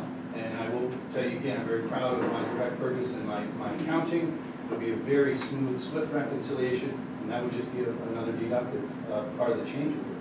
When we finally say, we're done, here's the tax savings, here's the VA savings, here's any dollars that are left in the Didn't it, project. Hamilton, that end up paying for an extra covered play court? It did. Yes. It did. Yes, it did. One of the extra players. Right. A ball court, a real paved ball court. You said something real good when you Staples, and I just you said all projects you have to pay. You have to build everything on your program, you have to build everything,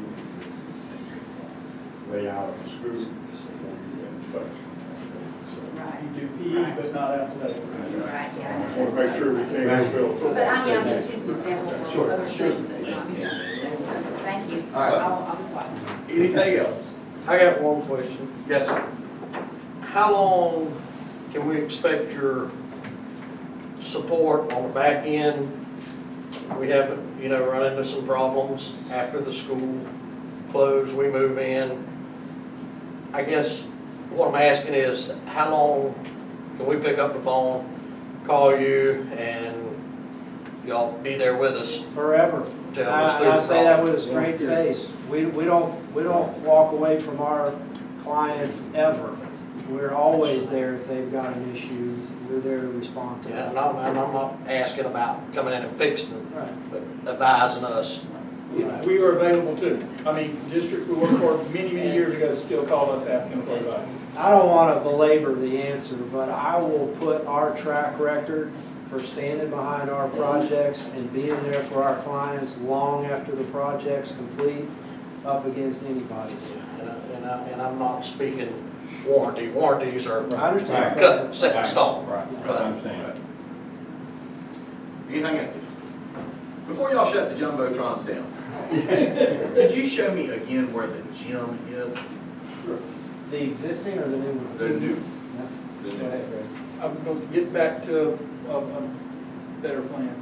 Those are the other scenarios there.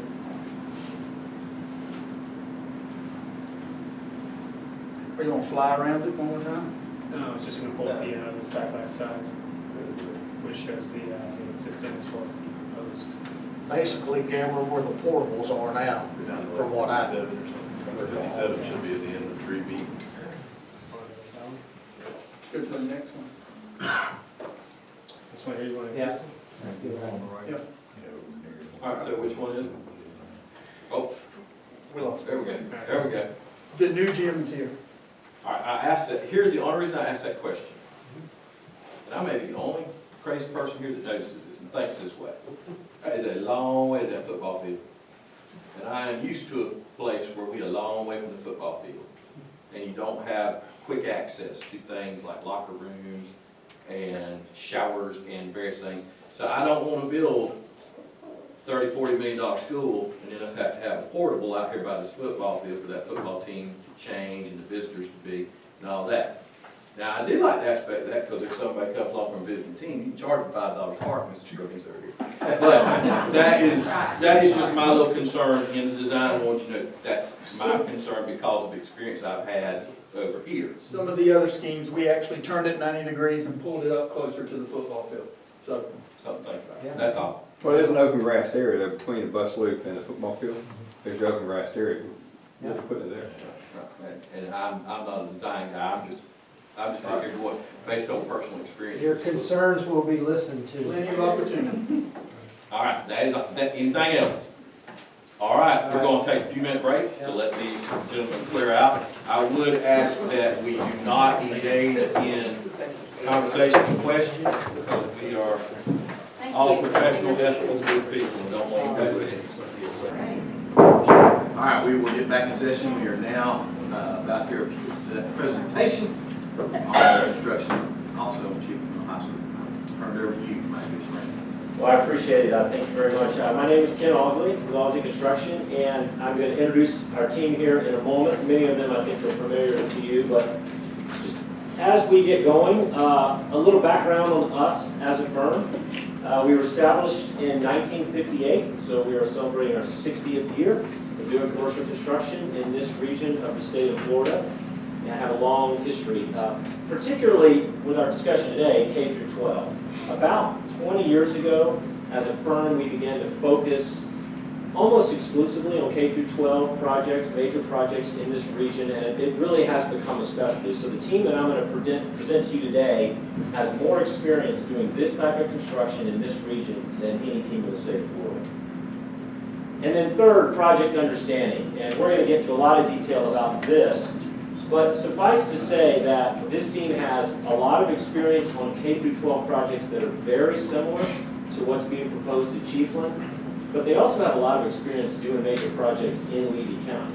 Not only did they deliver the Williston Middle High School project, but just recently finished CF's new Jack Wilkerson campus right down the street from the school, Chiefland High Middle School. So this team has a lot of local level experience, and we'll talk about how that will translate into adding value to your project moving forward. Just a few broad examples. Obviously one we're all familiar with, the Williston Middle High School. The exact same team that delivered this project, we're going to propose for the Chiefland project. And we'll get into a little more detail about this as we move along. Crystal River High School, this exact same team again that delivered this project, very, very similar project. Occupied campus, state-funded, phased construction, having to deal with making sure that safety and student welfare is a priority while you're literally rebuilding the campus piece by piece over a phased plan. And again, we'll talk a little bit more about Crystal River as we get into it. And then this project, which I mentioned, the College of Central Florida Jack Wilkerson Levy campus. This project was similar in the sense that it was state-funded, so it was phased, and it was also, as no one around here will be surprised, there were some hiccups with the state as it related to the funding cycles. And so I thought it would be instructive to hear from the president of College of Central Florida about working with our team through that process and how all that worked out. Well, I'll tell you what, we really appreciate the flexibility of the OSLI team, because in the old days with funding from the state, you generally get specific allotments each year to finish a project within 3 to 5 years. This one took a little bit longer, as do other projects throughout the state. You have to continually compete to get those funds each year. Even if you're already halfway through construction, the legislation may say we're not going to put money into it this year. And that's happened on a few buildings across the state. That happened to us. So we had a kind of a hiccup in the middle of the project where we had to delay a little bit. The flexibility of our OSLI team to help us with that really made an impact, because it could have thrown everything up in the air. But the reality was we were able to work together, we were able to find a solution, creative ideas, and we were able to save some funds, save budget on the project so that we could still get this done in time. So we really appreciate that flexibility. That challenge was a huge one, and it takes really the team working together to get through it. Good. So our team, talked a little bit about them. I'm going to ask them to stand. I want to introduce them. Of course, I've already introduced myself, Ken Osley. Come on, guys, stand up. Let's go. You guys know Todd Duffy, also a principal of OSLI Construction. He will be the principal in charge of this project. We have Jim Hurry, he's one of our project managers. Dustin Magamal is project manager. You know Jim, of course, was on Williston. You have Richard Ashby as lead superintendent. He was the lead superintendent for Williston Middle High. And then Paul Stressing. Paul was the architect on that project. And then Andrew Carswell from Mills Engineering, local Levy County firm. So this is our team we're proposing. Now, you guys can have a seat. I'm not going to make you stumble. So if you look at our RFP booklet, we had Dustin Magmal as our project manager. You may have noticed there was a glaring someone who wasn't there, and that was Jim Hurry. The reason when we submitted that we didn't put Jim in as our project manager was because based on the timeframes of what we thought this project would potentially be and the timeframes of another project that we were committed to, that we had committed Jim to, we thought they were going to overlap. And so it wouldn't be right for us to stand up here and say, Jim's going to be your PM, knowing that that project was overlapping. That's not integrity, that's not who we are, that's not how we want to do it. So we didn't have him listed. The good news is, as things always happen in construction, scheduling has begun to change, begun to shift, and now these projects aren't going to overlap. So we're here to say that we are committing Jim Hurry to this project. We're excited about that because I know your team has worked with him before and know him well. So we're excited that that has turned into a possibility for us on this project, and that's why we brought him along as well. Just a quick background on us, some of the project experience, we'll get into that. Todd and I both have extensive K-12 experience in this region. Jim, obviously Williston Middle High School, Legacy Elementary School, which was a prototype in Marion County, Crystal River High School, which we mentioned shortly. Dustin, same Crystal River High School. Actually, interestingly enough, he and Jim tag team that from a PM standpoint. One did phase 1, one did phase 2, so both of them were on that project. College of Central Florida, Jack Wilkerson campus that was just finished up. Richard, you know, from Williston Middle High. He also was the lead superintendent on Crystal River High School and some of his other experience. Paul has a litany of project experience. This is not all of it. This is just some of it. Some of the prototypes and some of his experience. He has a wealth of experience in K-12 design, and we're excited to have him on our team.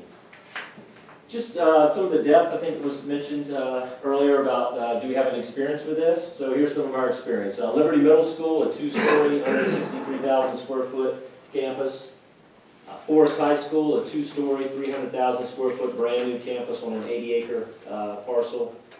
Hammett Bowen Junior Elementary, this is a 2-story, 96,000. This was a fast track project. We had a 9-month construction schedule on this project, which was challenging to say the least, but this team delivered it.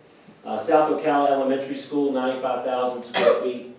This was occupied campus elementary school, rebuild of the campus, moving students around, phasing it, and making sure that flow and class could happen while the school was being rebuilt. Marion Oaks Elementary, this is a 2-story prototype that was used, 110,000 square feet. You'll see Legacy, exact same prototype, 2-story, 110,000 square feet. And then Rimfire, K through 8, this is a Paul Stressing prototype. This school is interesting in the fact that it's already been DOE approved and it's recommended by DOE around the state as a prototype. And that's a good thing when you're dealing with DOE dollars and needing their recommendations. So it'll be a part of what we're going to present today. And then obviously Williston Middle High School, we're all familiar with this project. What I'd like to do is just take a second to take you behind the scenes of Williston Middle High. We all know how that project went. But sometimes you don't get to see the day-to-day grind. You don't get to see the things that this team does that makes for a successful project. And one of the things is attention to detail. On a day-to-day basis, how attentive are they to the details of the project? Because that's going to translate into a smoother project. So I wanted you to hear from the structural engineer on this project, John Southard, about his experience of working with this team on Williston Middle High. Hi, I'm John Southard with Southard Engineering Incorporated. I was the structural engineer for the Williston project, the new Williston High School in Williston, Florida. I had a really good experience in this project with the Osley team. 90% of the time, the contractor receives his shop drawings from the sub. They rubber stamp it, they don't really look at it. I'd say about 9% of the time, the contractor has done a cursory review. You know, maybe they sat down for half an hour and looked it over real quick. But this was the 1%, I could just say, it was the one time where the contractor, with every single shop drawing submittal, when I received it, I could tell, because I could tell they had looked at every page, they looked at every cut sheet, so it was by far the best review of shop drawings I've ever had. So to me, that's high praise for this team. 20 years designing K-12 schools in the state of Florida, 20 years working with CMs and contractors and design builders, and he said unequivocally, this was the best attention to detail he had ever experienced. And that says a lot about this group, and we were proud of their efforts in that regard. So looking at a little more detail at some similar projects, we mentioned Crystal River High School. So this project is so similar, we thought we'd take just a couple minutes to talk about it. This is the original campus.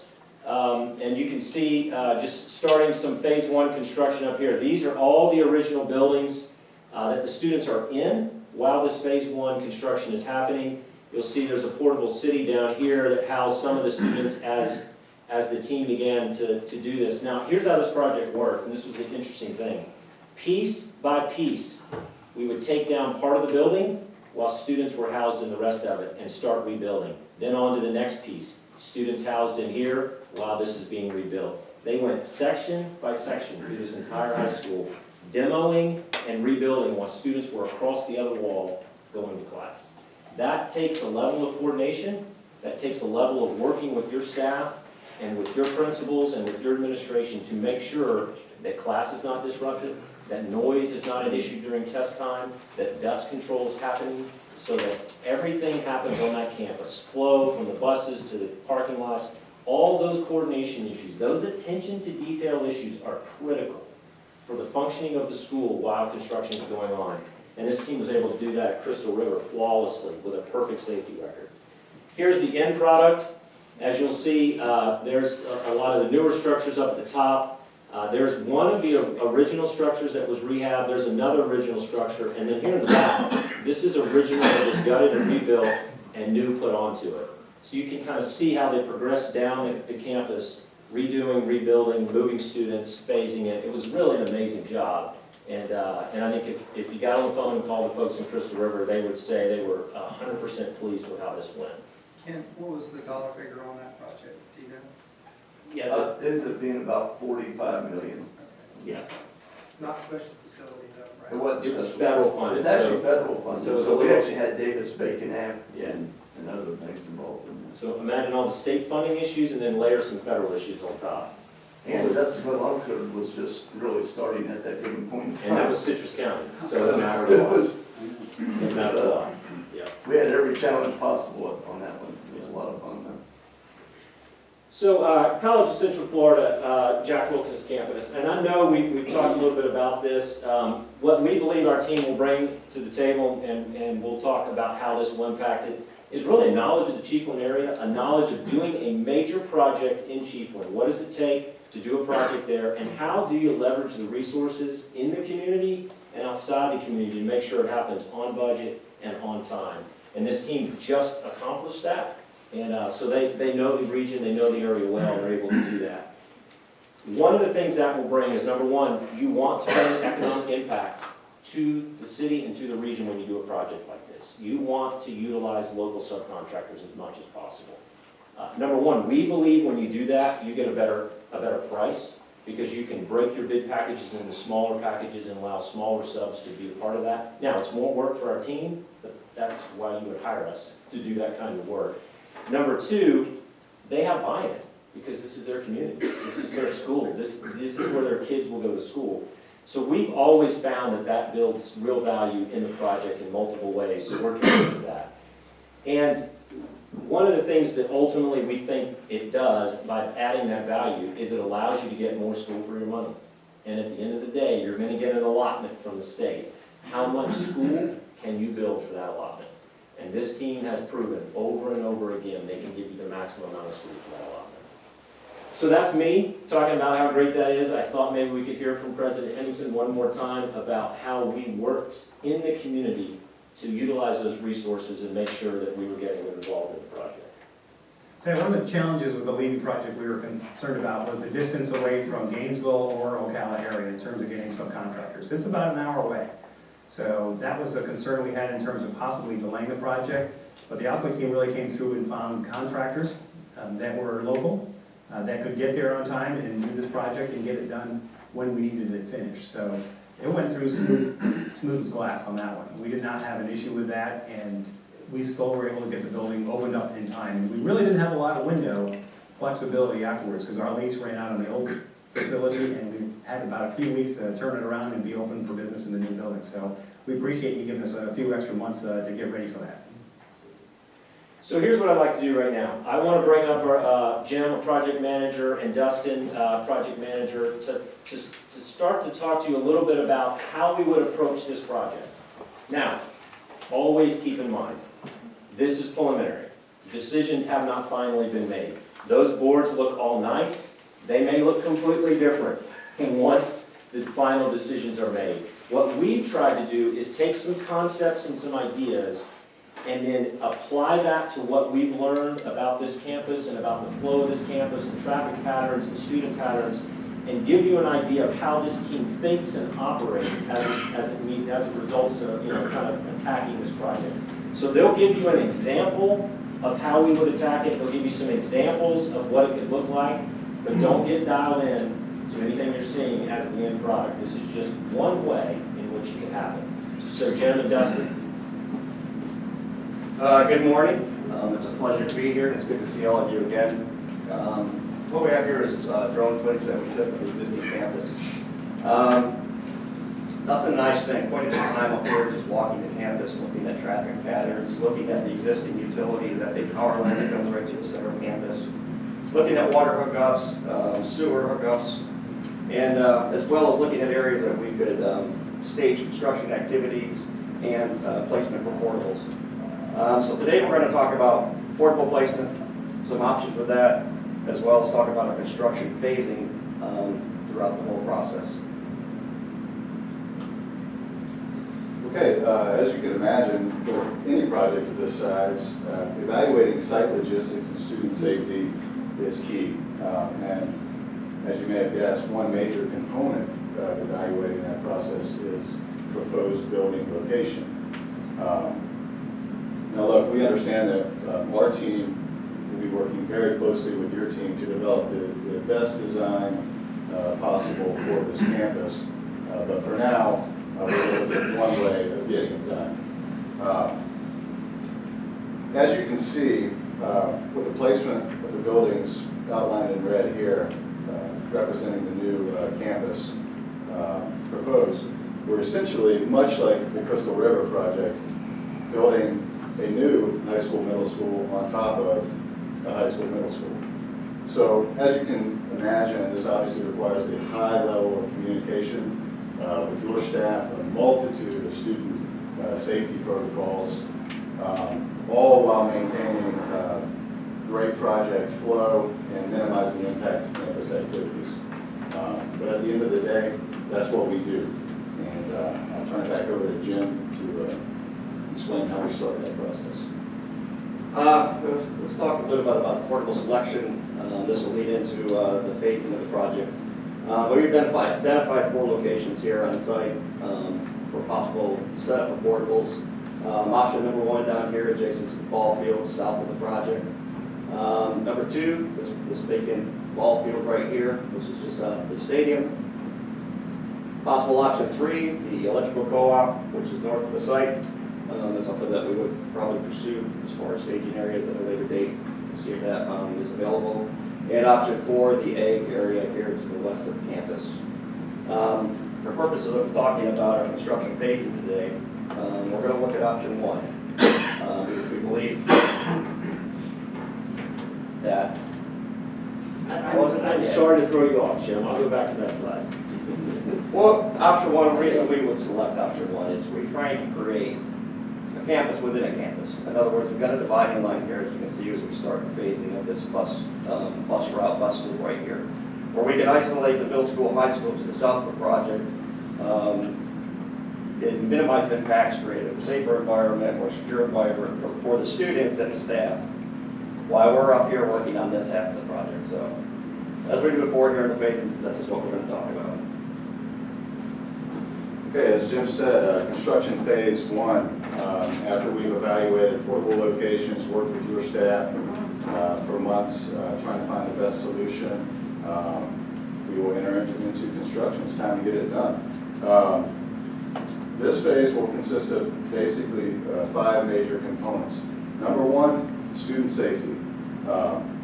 Every worker or visitor to this site in compliance with the Jessica Lunsford Act will be background checked, badged, signed in and out every day.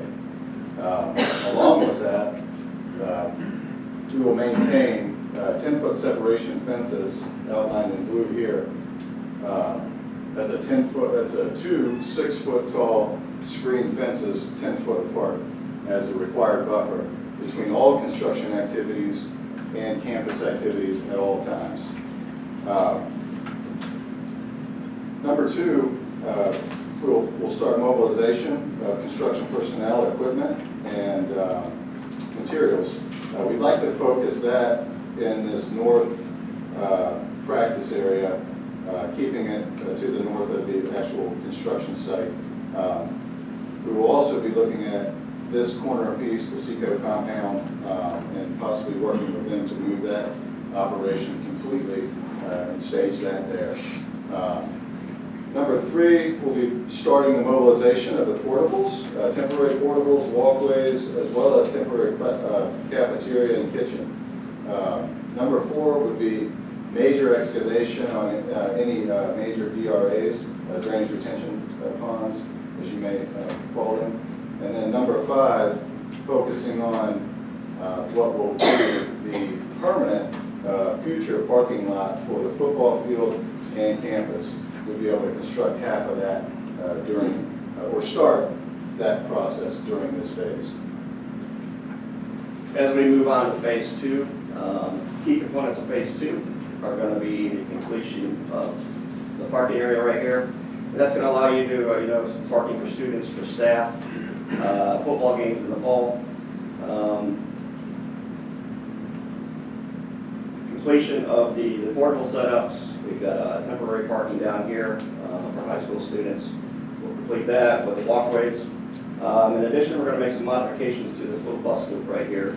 As you'll see in the next slide, with trying to fit the buildings into the site, we're going to extend that bus loop down here. We'll still provide access for buses to drop high school and middle school kids off there. But the big phase right here is the demolition of the existing high school. You can see all those buildings are gone. The existing administration auditorium is still there. Of course, the gymnasium is still there. But at the same time, you can see by the separation here, you know, we're trying to create a safe environment. That's priority number one for us, is separation between students and staff at all times, creating a very safe, secure environment for them. Okay, phase 3 construction. Again, another slight fencing change. As you can tell, the intent of this phase would be to separate the entire high school and middle school campus and kind of maintain construction on its own island above here. All the while, workers, personnel, staging equipment will operate in this fashion into the site. Maintaining, again, we're going to say it 1,000 times, maintaining complete separation from student activities and construction activities, which is key on a project like this. Construction phase 3 is by far the longest construction phase and primarily focuses on your vertical major building components such as the admin building, classroom buildings, cafeteria construction, as well as new gym construction. The intent of this entire phase is to move the entire student population and faculty and staff at the end of this phase into their new spaces and then move construction to the south of the campus. And finally, as we wrap things up here, phase 4 of the project is us. Everybody's in the new classrooms, everybody's occupying the new buildings. This is where we'll come in. We're going to start demoing the portables, the parking areas, the walkways. Other key components of this are to complete the demolition of the middle school. We've got renovations to the gymnasium. We're going to complete the construction of the parking area here. As well as, we got some modifications, you know, to the existing parking area over here on the border in 19. That will take place during this time. And finally, you know, pulling back all our construction and staging area, all our trailers, supplies, so on and so forth, and turning everything back over to you. So that's it. 10 minutes. That's all it's going to take to build this. There's no over-promising and under-delivering. We're going to pass it on to Paul now to talk again. I appreciate the time they spent thinking through this, thinking through the logistics of it, visiting the campus, looking at flow of traffic, looking at student flow, looking at buses, looking at how the parents access the campus, all those things, and thinking through how this could happen. Again, one plan. It probably won't be the final plan, but we at least wanted you to show this team they know what they're doing, they know how to do it, and they think through this. So Paul's going to talk a little bit about the actual buildings themselves.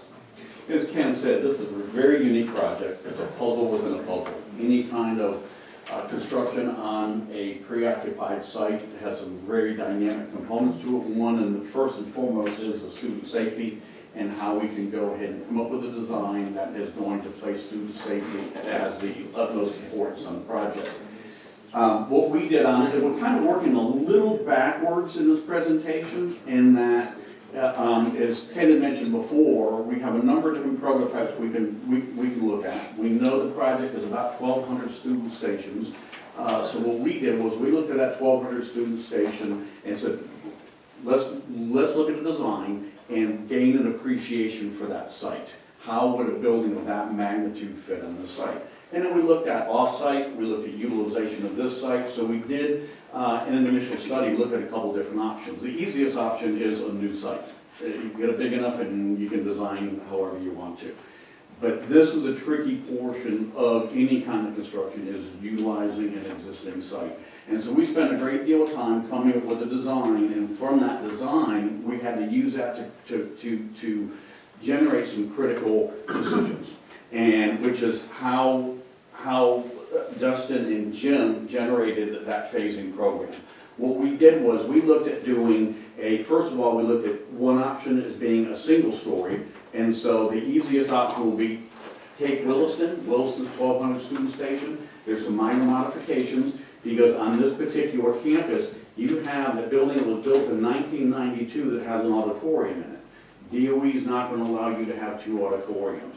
So we looked at taking the auditorium out of the cafeteria component, sliding it together. But the footprint of it in general, we wanted to look at the footprint to gain an appreciation for not only the sheer size of it, but the dynamics.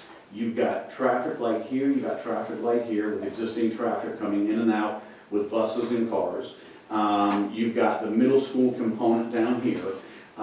You've got, because of the intensity of businesses and traffic through here, we saw it as an opportunity to go ahead and eliminate some of the safety concerns and flip the frontage to 4th Drive, to the back.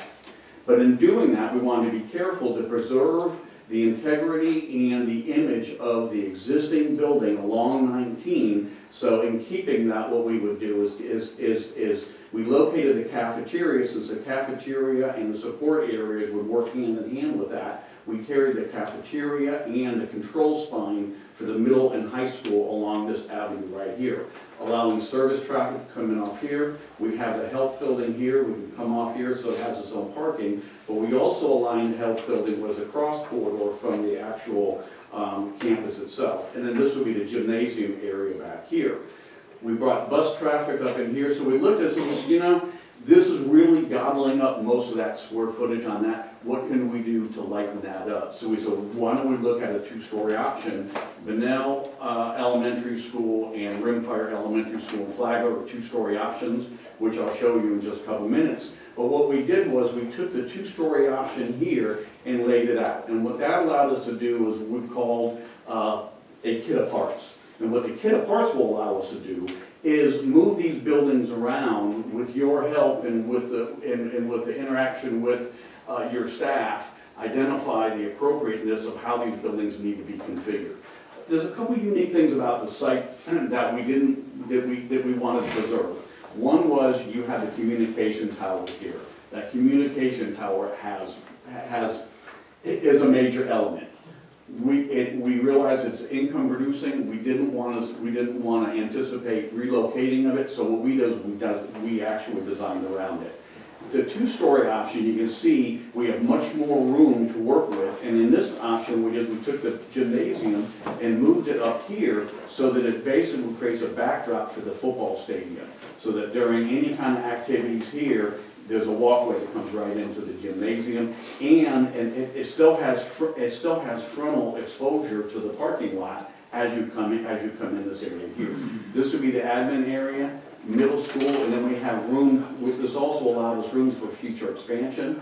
The other thing that DOE is going to be critical on is with the new gymnasium, they're not going to fund 2 gymnasiums, but there's an opportunity of building a new gymnasium and repurposing that building into either adult ed, industrial arts, ag, some things like that, change the flooring out, and that building, and especially with its proximity to the ag area across the street, there's some opportunities there that that we don't want to miss.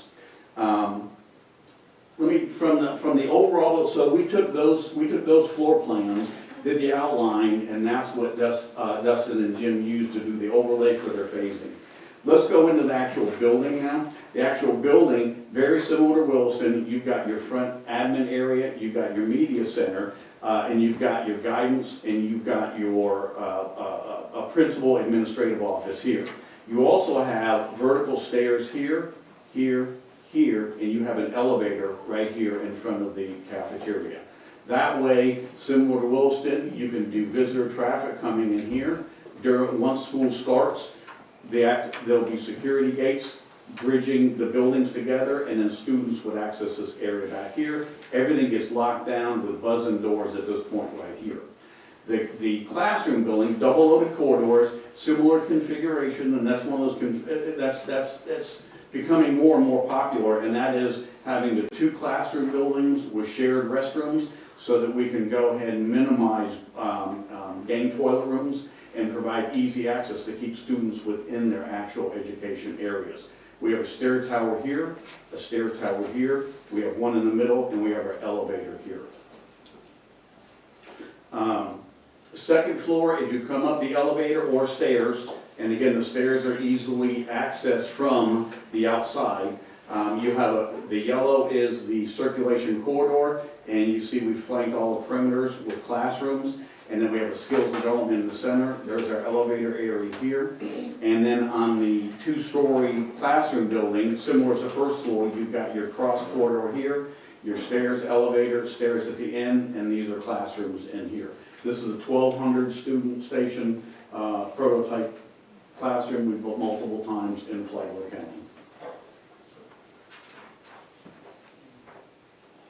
What are you saying that the existing administration building would be, or on there? I mean, you're just kind of moving everything out. What are you saying that would be? Okay, You're talking on the site itself? On the site, yeah. Yeah, I'll go back. Yeah, we'll keep that admin, but there's an opportunity to go ahead and create different layers of admin. There's a lot of admin that needs to be centered with the public, and there's also administrative component that is, that can be in a separate building. What we're proposing here is, because that's an existing building, we'll have options that we'll work with you on. One is we can move the admin completely in here and repurpose that area, or we can have a guidance or some other type of administrative area here as well as here. The main entrance to the campus will ultimately be here. This will be a convenience entrance for this building here for special purposes and special uses in this area. The other thing we did. Again, this is a concept to think about.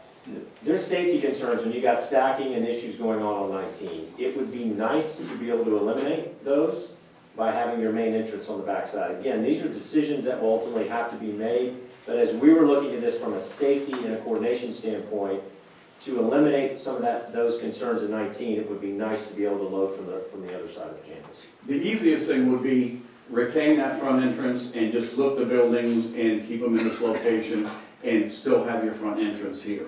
What we were trying to think out of the box, as Ken said, to where if we bring the entrance in here, you literally be taking all of your car traffic along 4th, getting it off of 1998. Leave that for your service drive coming in and buses where you've got your control points with traffic lights. And that'll eliminate a lot of congestion. We're not saying that this is the ideal for you. We don't know that, but we need to work with you. But we also didn't want to come in with the obvious and say, we're just going to duplicate what we have and put new buildings in there. We wanted to expose you to some options that are just a little bit out of the box. This is the rimfire. This is Benell. This is the rimfire. 2 different color schemes. I wanted to show both here so you can see what the 2-story option looks like. This is tilt wall construction. With the tilt wall construction, we're able to get a lot of hurricane hardening aspects of the building without a lot of additional cost. It's a lot faster as well. And then this is the classroom building, which is again the kit of parts. And this building can be moved and located.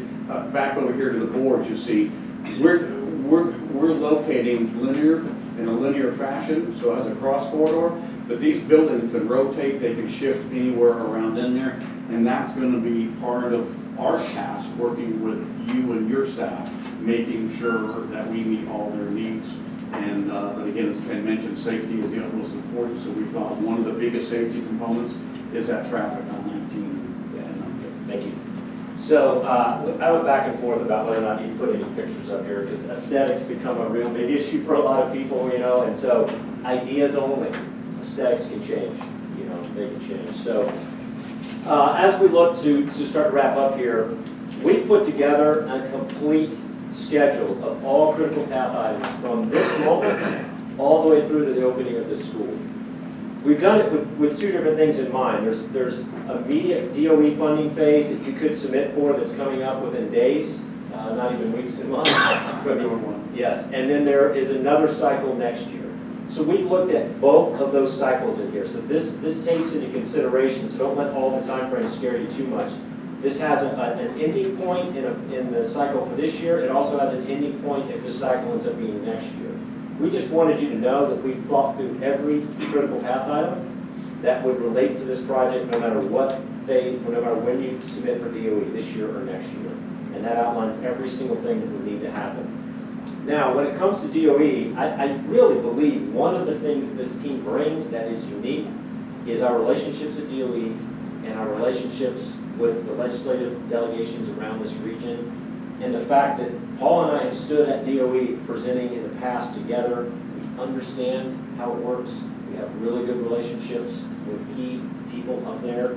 It's one of the reasons why we wanted Paul on our team. He brings a lot of leverage in that, and we think that's leverage that can help, because, as you know, state funding is a competitive thing. and you have to put yourself in the best possible light. So we have those relationships.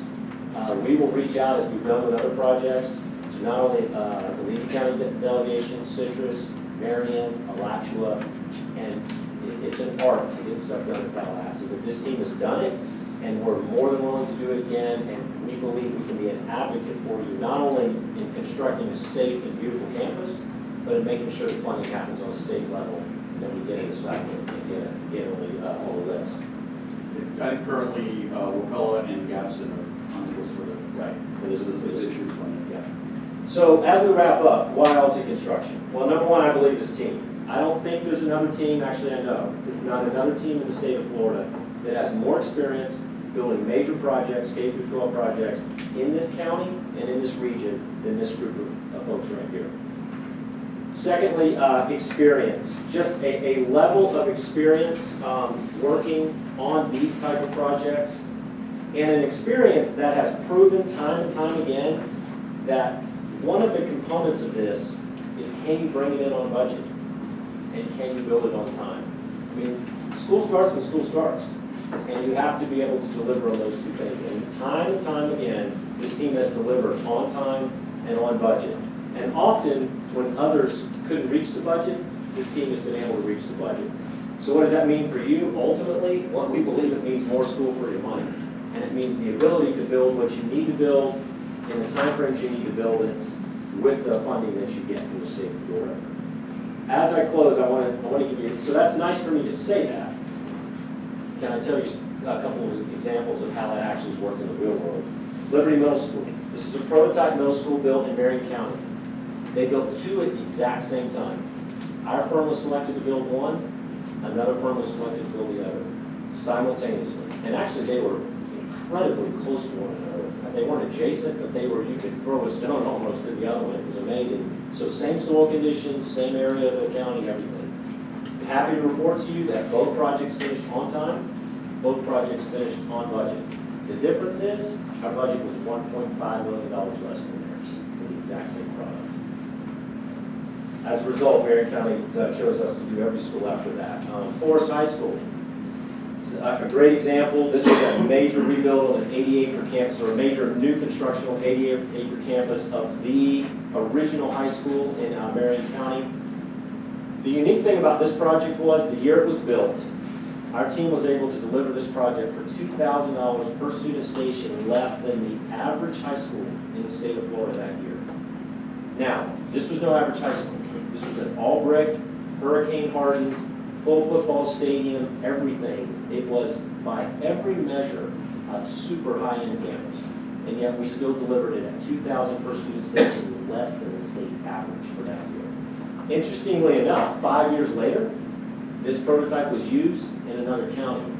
And they came to us because they were having problems with the budget and said, if you were to rebuild this right now, what would your budget be? So our team put the numbers together, and this was originally built for $38 million. We said in the dollars, the 5 year later dollars, we thought it was about a $47 million project given where it was and given everything that was going on with the construction market. They ended up delivering that project for $59 million, which is $12 million more than what we believed we could have built it for at that time. Which is an interesting number, because $12 million reminds me of another project we know, and that's Williston Middle High School. We all know this story. We all know that others struggled to make the budget happen, and this team was able to bring it in budget. And that's why I believe this team is the best team for this project. It's the team that brings the most experience, that has time and time again delivered more school for your money than any other team. And so with that, we would love to take questions.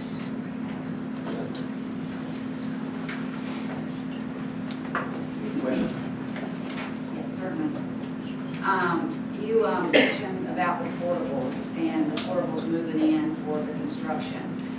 Will the portables take away from the funding and the things that we need for that school? No. DOE recognizes site adaptation, they recognize enhancements and things of that nature. Instead of looking for additional funds for a new site, we will be providing them documentation of the total cost. Because it's not like portables, it's the infrastructure, sewer, water, potential paving. The other nice thing is depending on where we actually do the portable layout, any improvements, stabilized grade, parking and things of that nature, once the portables are taken away, you can utilize that. project.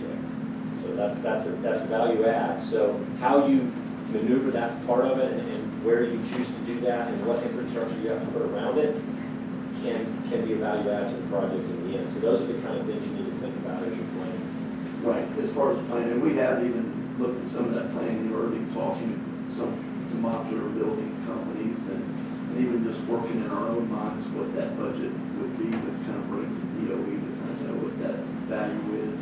Because without a doubt, just the crunch of your campus, you're going to need to move basically the high school into a portable city where we kind of showed so many of those portables. I mean, how many portables was it, like 50? Yeah. Portables. What we did was the graphics you saw on the portables are true representation of what the requirements. And there's special codes requiring portables. I know I'm the architect for annual services for Osceola School District, and I do all their districts with portables. And what we did was we looked at the high school, and one of the things that Jim and Justin pointed out is if we can keep the middle school contained, that's going to minimize how many portables we're going to need. But your high school, I believe it was 457 students. You figure each year you showed, I think, a 25 student growth, so we used 500 students. We divided them by 25 students per portable, which is how we got our 20 portables. But then you also have administrative. We put 7 portables for administration.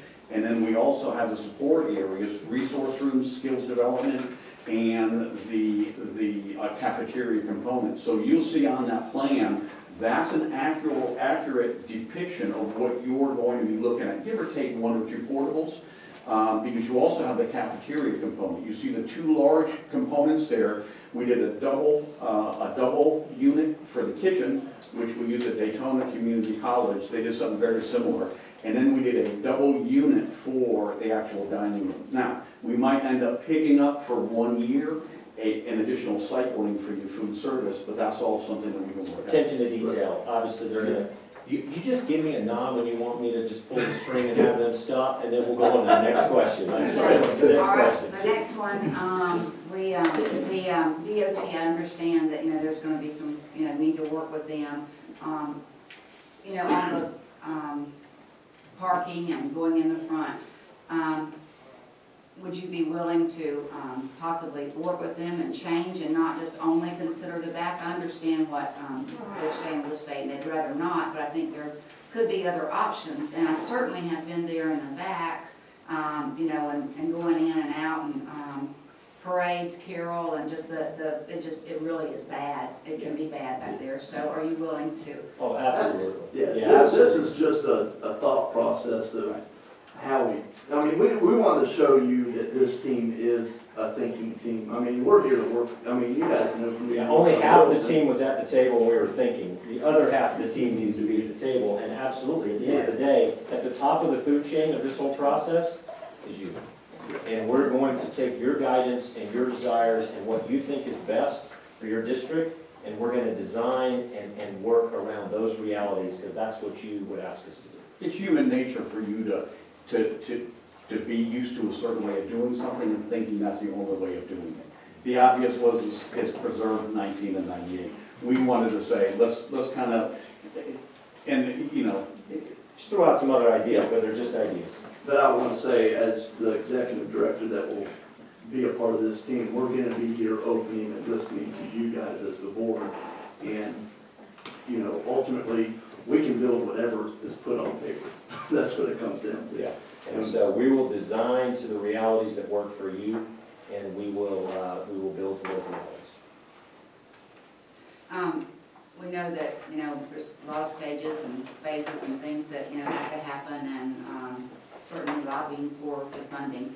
What if the funding falls through and this never happens? This is at risk. Right, it's correct, at risk. This is at risk. So this isn't our first rodeo at risk. I know there's a lot of firms around the state that don't like that type of, for some reason, I guess call us crazy, call us the fact that we grew up in a rural school district and we understand the challenges of funding. We understand this is at risk. So we're going to work hard for you, because that funding matters to us too. Right, so you're saying if it doesn't happen and we work and do all this, then we still not be liable for the things? We're gonna that we say work? thank you for the opportunity, and we're gonna shake hands and walk away. One day you will be building a new school, and we would hope that we would be, you know, it would just be a slight delay for a certain period of time. But at the end of the day, no, there's no liability on you. This is at risk. I mean, basically, just like we did already in Chiefland with CF, I mean, we only had funded the first 3 million plus what was donated or what was already fundraised, and then the state asked the other 10 million to finish, and we sat there we basically pulled off for a year and then came back, so. Which is also why DOE likes the idea of using prototypes, because the drawings are almost complete, and so going through the process, it helps expedite things. Anyway. Thank you very much. Yes, ma'am. Any other questions? Go ahead. So I understand when we start the process, when we start the legislative process, and I saw your timeline there, but I don't know that I was clear. Completion date, did I see July 23? There was 2 completion dates. One was if you didn't go in this phase and you went into the next cycle, it would be July 23. If you went into this phase, it would be a year earlier. So that's a 3-year, right? Yeah, because you have a 3-year funding cycle. Yeah. Now, again, how that is worked as far as your funding cycles and when you want to start construction and you know, do you want to do a kind of a phase 1 where you're doing some site prep and your design, you know, a lot of that will have to be decided, but we do know that typically these are 3-year funding cycles. I got it. And I'll be done. Just 2 quick questions, because I want to get this question out of the way before we ever even start. Is the air conditioning going to be AC from the beginning, design? Yeah, what we're gonna do is we're not using KPI engineering. No, I think you asked the gymnasium. Are we going to get it out of the question, out of the way before we ever start? Is the air conditioning at Yes. Chiefland High School Yes, going to be we'll have air conditioning in. Thank you. Absolutely. As long as you tell us to. It's going to be air conditioning. That's a given. Real quick, the original Williston, the design had air conditioning in it. It was taken out. That's right. As a value, yeah, so. We always had air conditioning. Well, in Bronson and Yanktown, we're tough, so we don't. I'm done with that. The working class people of the county, we know. The pampered few have to have it. Yes, we will design it that way, absolutely. The second question is, just from past experience, and that has nothing to do with the company, but the due diligence, the DOT, we know we have potential sinkhole issues on properties in Chiefland. We're gonna, because if we punt till next year and start that process, we have time to get those due diligence under control before we go in. Yes. Because I know we had soil issues in Williston, all those other things, and it costs extra money towards that project. But we have, in your professional opinion, we have time to do that work and get it put in the budget for the project at the beginning, right? Yes. Yes. Yeah, and those things are critical, by the way. I mean, you know, if you're not laying the right foundation, as it were, as far as doing your due diligence with DOT, look, this being our major, we know about karst conditions, we know about sinkhole activity, we know about voids and all that other fun stuff. So you have to make sure you're doing your due diligence, and that has to be a part of the early on stages where you get bit in the long run if you don't. That's it. I just want to quickly, real quick. Getting help securing the funding, can you walk me through what your company would do, not necessarily start and finish, but to initiate helping us get that special facility funding? Well, Yeah, so, I mean, Paul and I have done this with another school district. I mean, one of the values of having somebody who's so familiar with the Castaldi process and familiar with the mindset of DOE, what are they looking for? What are the critical items? We would work hand in hand with Paul right off the bat, saying, okay, from our submittal, what are the things that we need to make sure, what are the due diligence items that we need to make sure are in that submittal? What are the things we know that DOE likes to see? And being a part of putting all that together at the very beginning. And then being a part of that process of going up and helping to present, talking about what we know about about these type of projects and being part of the team that we stood before DOE not too long ago, having these conversations. That's the one element, is DOE. I think we have a pretty good handle on what they care about and what matters, and I think we'll be able to put a package together that will move through DOE. The bigger question is the legislative branches and in the governor's office. Are you talking to the right people who can make sure that your project gets funded and ends up in that funding cycle, and when it lands on the governor's desk, that he actually signs it and doesn't line out and veto it? We have had experience with all of that, and every stage of that process matters. So when I leave here today, in the next 24 hours, there's about a 90% chance I'll be in Tallahassee doing this very thing today and tomorrow. Because that's how the process works. So we will be involved in it from the very beginning, working with you side by side. It's not a hands-off thing, because we understand how Tallahassee works and understand it's critical for your success and for ours. We're gonna be right beside you the whole way. If I might add to that as well, we would not only work with your representatives, we've got relationships with other district representatives, which ultimately we need a buy-in from everybody during that vote. And that's what we did just recently. We pulled in the Marion County delegation. Our Marion County delegation went to bat big time for that project in Bradford. I've already started to have conversations with, of course. And we bridge, I mean, a lot of our Marion County also Charleston. bridge into Levy. So, I mean, we have a great relationship that benefits the both of us.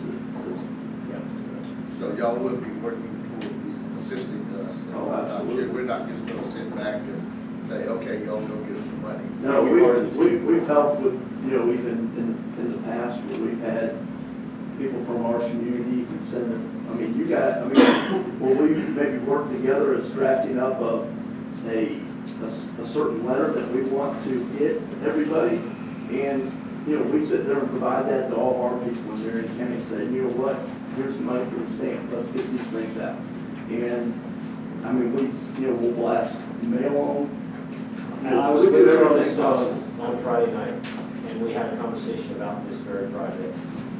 I already started laying the groundwork. It can't be too soon for you that they begin to get it on their radar. I mean, when they're up there in legislative session, there are a million voices in their ear. If we can get in their ear when they're at home in the district and we're sitting together at a fundraiser doing something good for the community, that's the best time to get in there. So we've already started the process. Thank you. Any other questions? My only question, so you mentioned Bradford, so that's a special facility project. What's the timeline on that project? That project is second on DOE's list right now, so it's been a long time since the second one hasn't been immediately funded. All indications are that will be funded. That will start this July, and that will wrap up right as this one starts. We've been with all the representatives. We've got a buy-in from the governor. We have a buy-in from the legislative entity, and we were with DOE about 2 weeks ago. And what had happened was in the presenting of that, there were ranked 2 that actually tied with one of their competitors, and they just carried that ranking. So they're typically doing two projects a year. So they'll be funded this year. Any other questions? Mr. Stockton, do you have anything? I got one question. Oh, no. That just refers to, and make sure I understood it right. You said we can't keep the middle school gym as a gym and get funded for another gym. Is that, and my question is, that gym, if we kept it, doesn't have the seating for a full gym. It's only seating on one side. So, that wouldn't have anything to play into it since it's not a full gym? No, Brady, what's going to happen is and you've seen DOE's book. You got so many students, they tell you what type classes and how many students can fit in those classes. The area of flexibility is your vocational area where they've got small, medium, and large. And the student stations are the same, but you can gain larger spaces.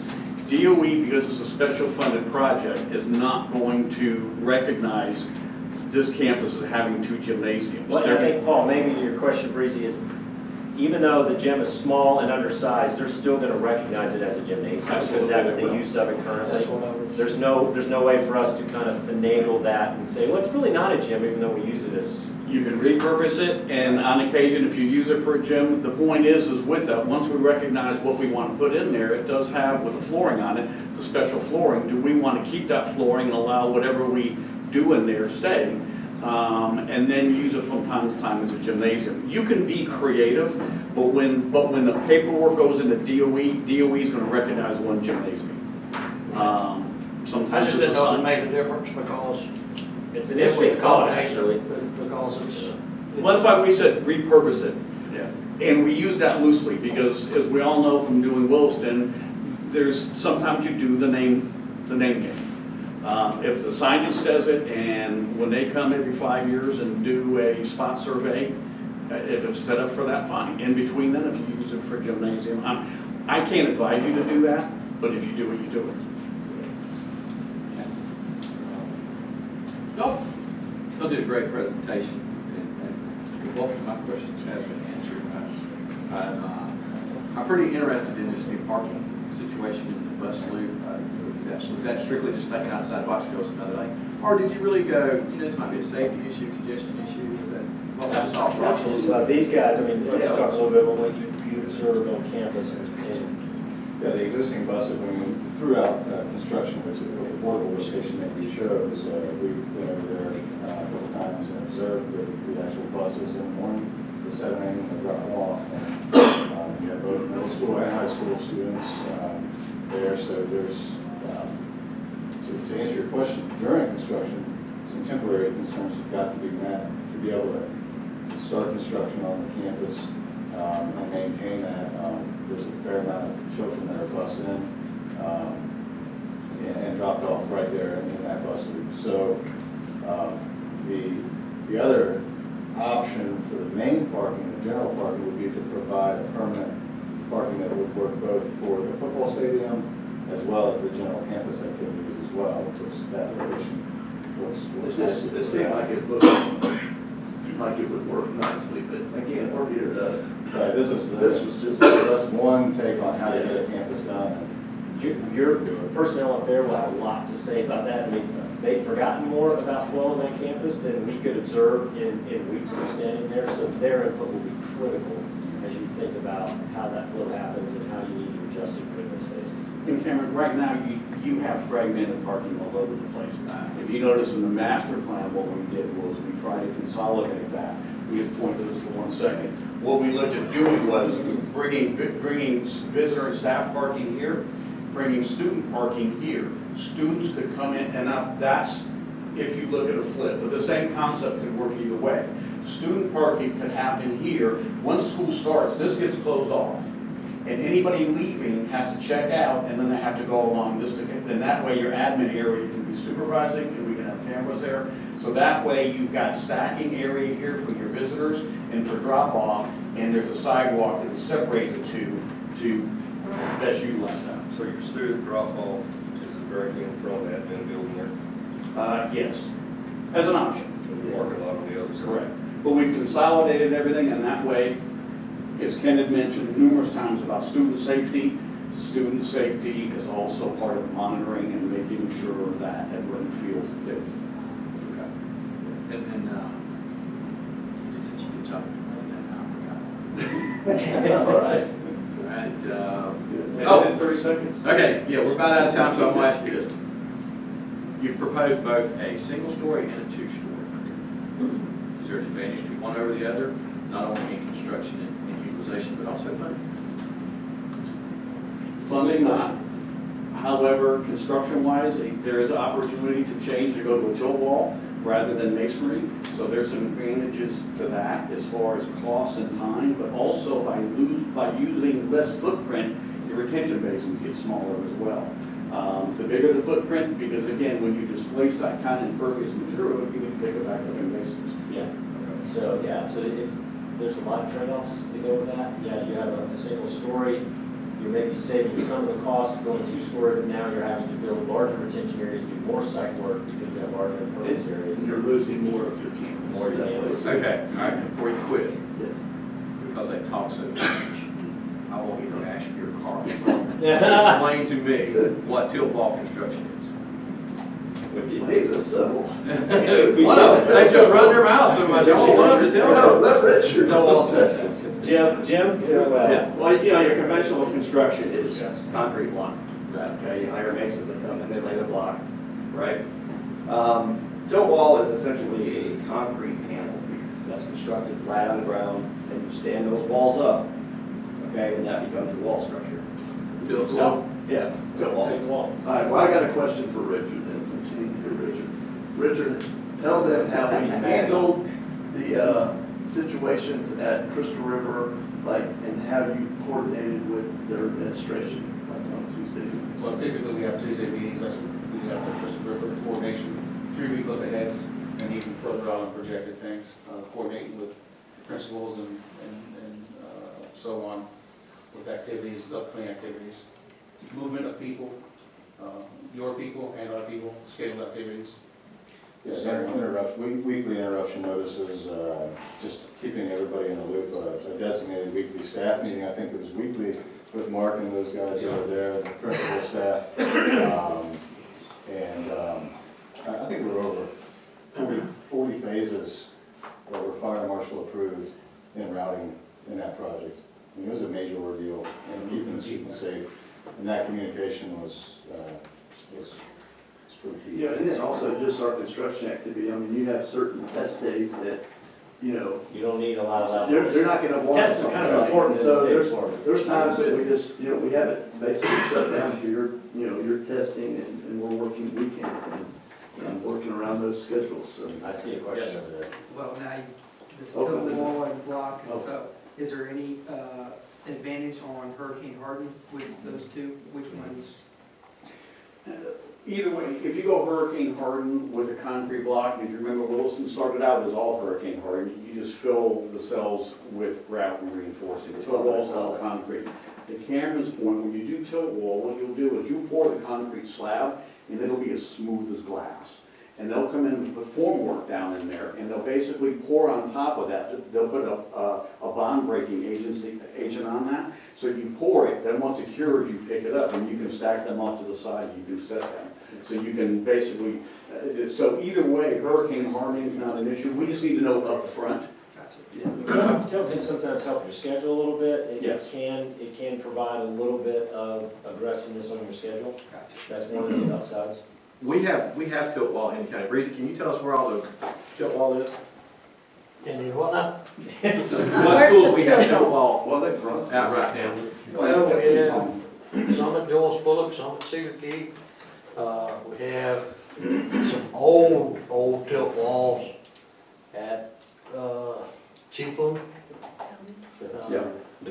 Okay. Now, middle school.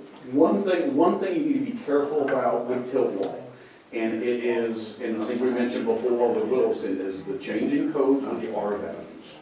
Tilt wall being concrete, you need to insulate that wall. You either insulate it from the inside or outside, because the core is concrete. Concrete block, you can fill those cores with insulation, so you're not having to beef it up.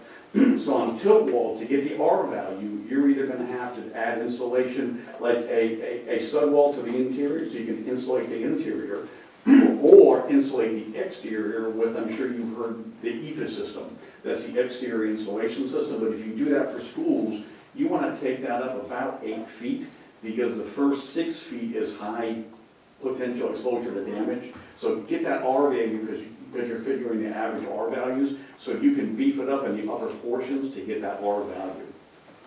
All this to say, there are no magic bullets. Everything in construction, there's trade-offs. What we gain here, we may lose something here. It's about sitting at the table and saying, what do we need, what time frame do we need it, and what budget do we need it in, and what system, what means, methods, and materials are going to best accomplish those goals. Okay, well, Get you the most school for your money. That's it. much like last time, we have gone well over time. Is there any other questions? Ms. Lake, did you have any financial questions? No, no. All righty, if we will allow y'all. Oh, well, actually, real quick, this is funny. Now, I know on Wilson, we did a good job on our direct purchasing, which I don't know if we actually discussed that in our presentation, but this would all be handled direct purchasing. And I would put the goal for these guys to make sure We exceed the half we million mark. exceed the $500,000 mark that we did on Williston, this would actually All right. achieve more. He's setting goals. Thank you guys so much. 5 or 6 minute recess to clear everything out. All right. We'll pick this right back up. Well, cause me back to order. We are fixing to open discussion on the presentation we've heard here today. Now, this time is open for public comment, but we want to emphasize, we may have some questions for you, but this is not an opportunity to represent your case. So please, there may be some limited discussion, but we want, in the interest of fairness, please don't try to break into the presentation again. I think everybody here is professional and understands that. Chair will now entertain any comments, discussion pertaining to the presentation. I think that I enjoyed the presentations a lot today, and I think that both companies are highly, highly qualified, and both have great possibilities and presented well and presented points and open thought and ways to change and improve.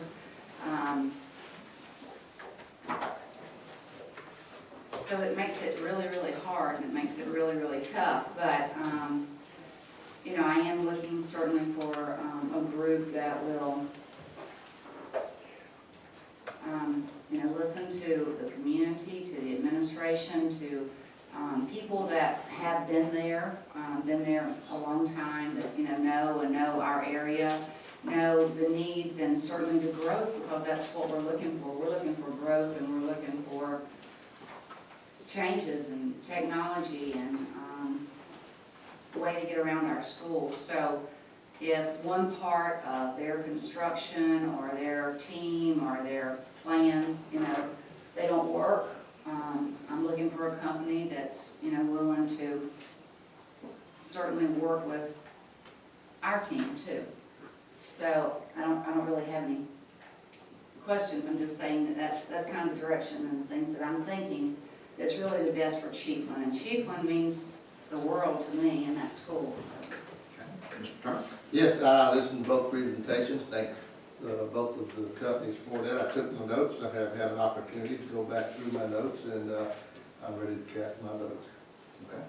Mr. Carroll, Mr. Etheridge, you come on. Of course, everybody knows I'm still young and green, and this is the first one I've been a part of building at the beginning up, but I hope we learned some things for our last project. I know I did, and it was an exciting time for Williston. I'm glad to hopefully be a part of Chiefland's as we move forward. And we don't do this but every 50 or so years in our community, so this is an exciting time. It's a tough decision, because you know the decision you make here is going to affect that community for the next 50 years. Yes. And I think I take my history and my knowledge that I put together over the past couple of years, and I think I've had my decision made. Mr. Carroll, any comment? I think both of them did an excellent job on the presentation, so appreciate the time and efforts that went into that. So I think it is a difficult decision that we have before us, so we have two very, very well qualified teams, so, and also some wonderful individuals, so that have been very, very supportive of Levy County. We appreciate that. Any of the staff have any questions, comments? The exception of you guys, any public comment at this time? I think both y'all did outstanding jobs, great presentations, both very reputable companies. It would have been this decision would be a whole lot easier. One of you guys had a flaw. So it's a tough decision. I think my decision is made. Give us a few minutes. We're all going to cast our ballots. Remember to rate it number 1 and number 2. Low score wins. What is your first choice? Do second choice. Okay. Am I the only one that's doing mine? When you get done, we'll pass them in to Miss Annie. She will tally. And I will say good luck to all of you. We appreciate you all coming. I think both of y'all are excellent companies, whoever wins this process, we're gonna work hard together. Whoever doesn't win, y'all got good things coming for y'all too. We know y'all are great companies. And both companies have worked in our county and done schools. And, Absolutely. you know,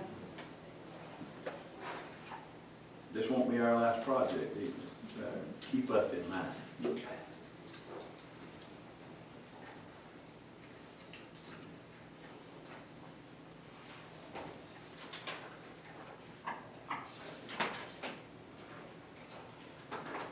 Can I just say also, I mean, you're ranking these firms 1 and 2. And so whichever firm you rank number 1, if for some reason, as we progress on this, it does not work out, it would obviously default back to firm number 2. So We've been there before. That's what I'm saying. just saying, I didn't want to bring that up, but, you know, I didn't want you to remember that. Did all the board members sign? Everybody signed and all that? Well, we're still waiting on one.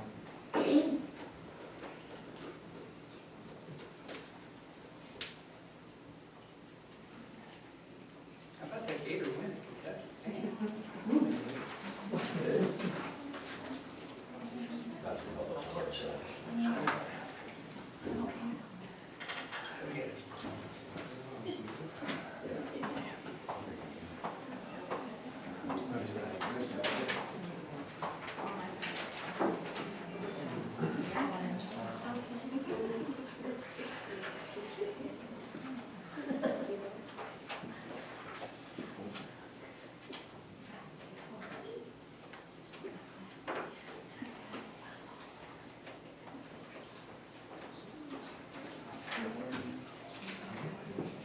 That's close you can get it.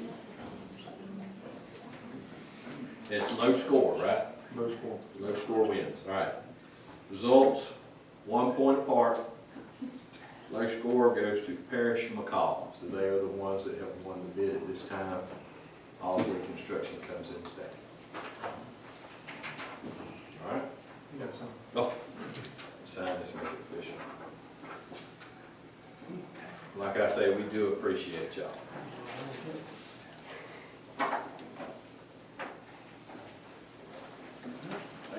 Thank you very much. Thank you very much.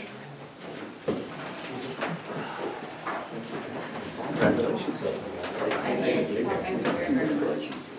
Thank y'all. We do appreciate it. Thank you. Thank you. See y'all there? See you there.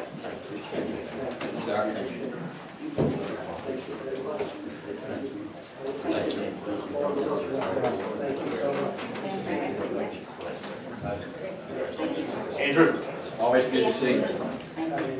How's it been, Andrew? I never see you anymore. Just working all the time?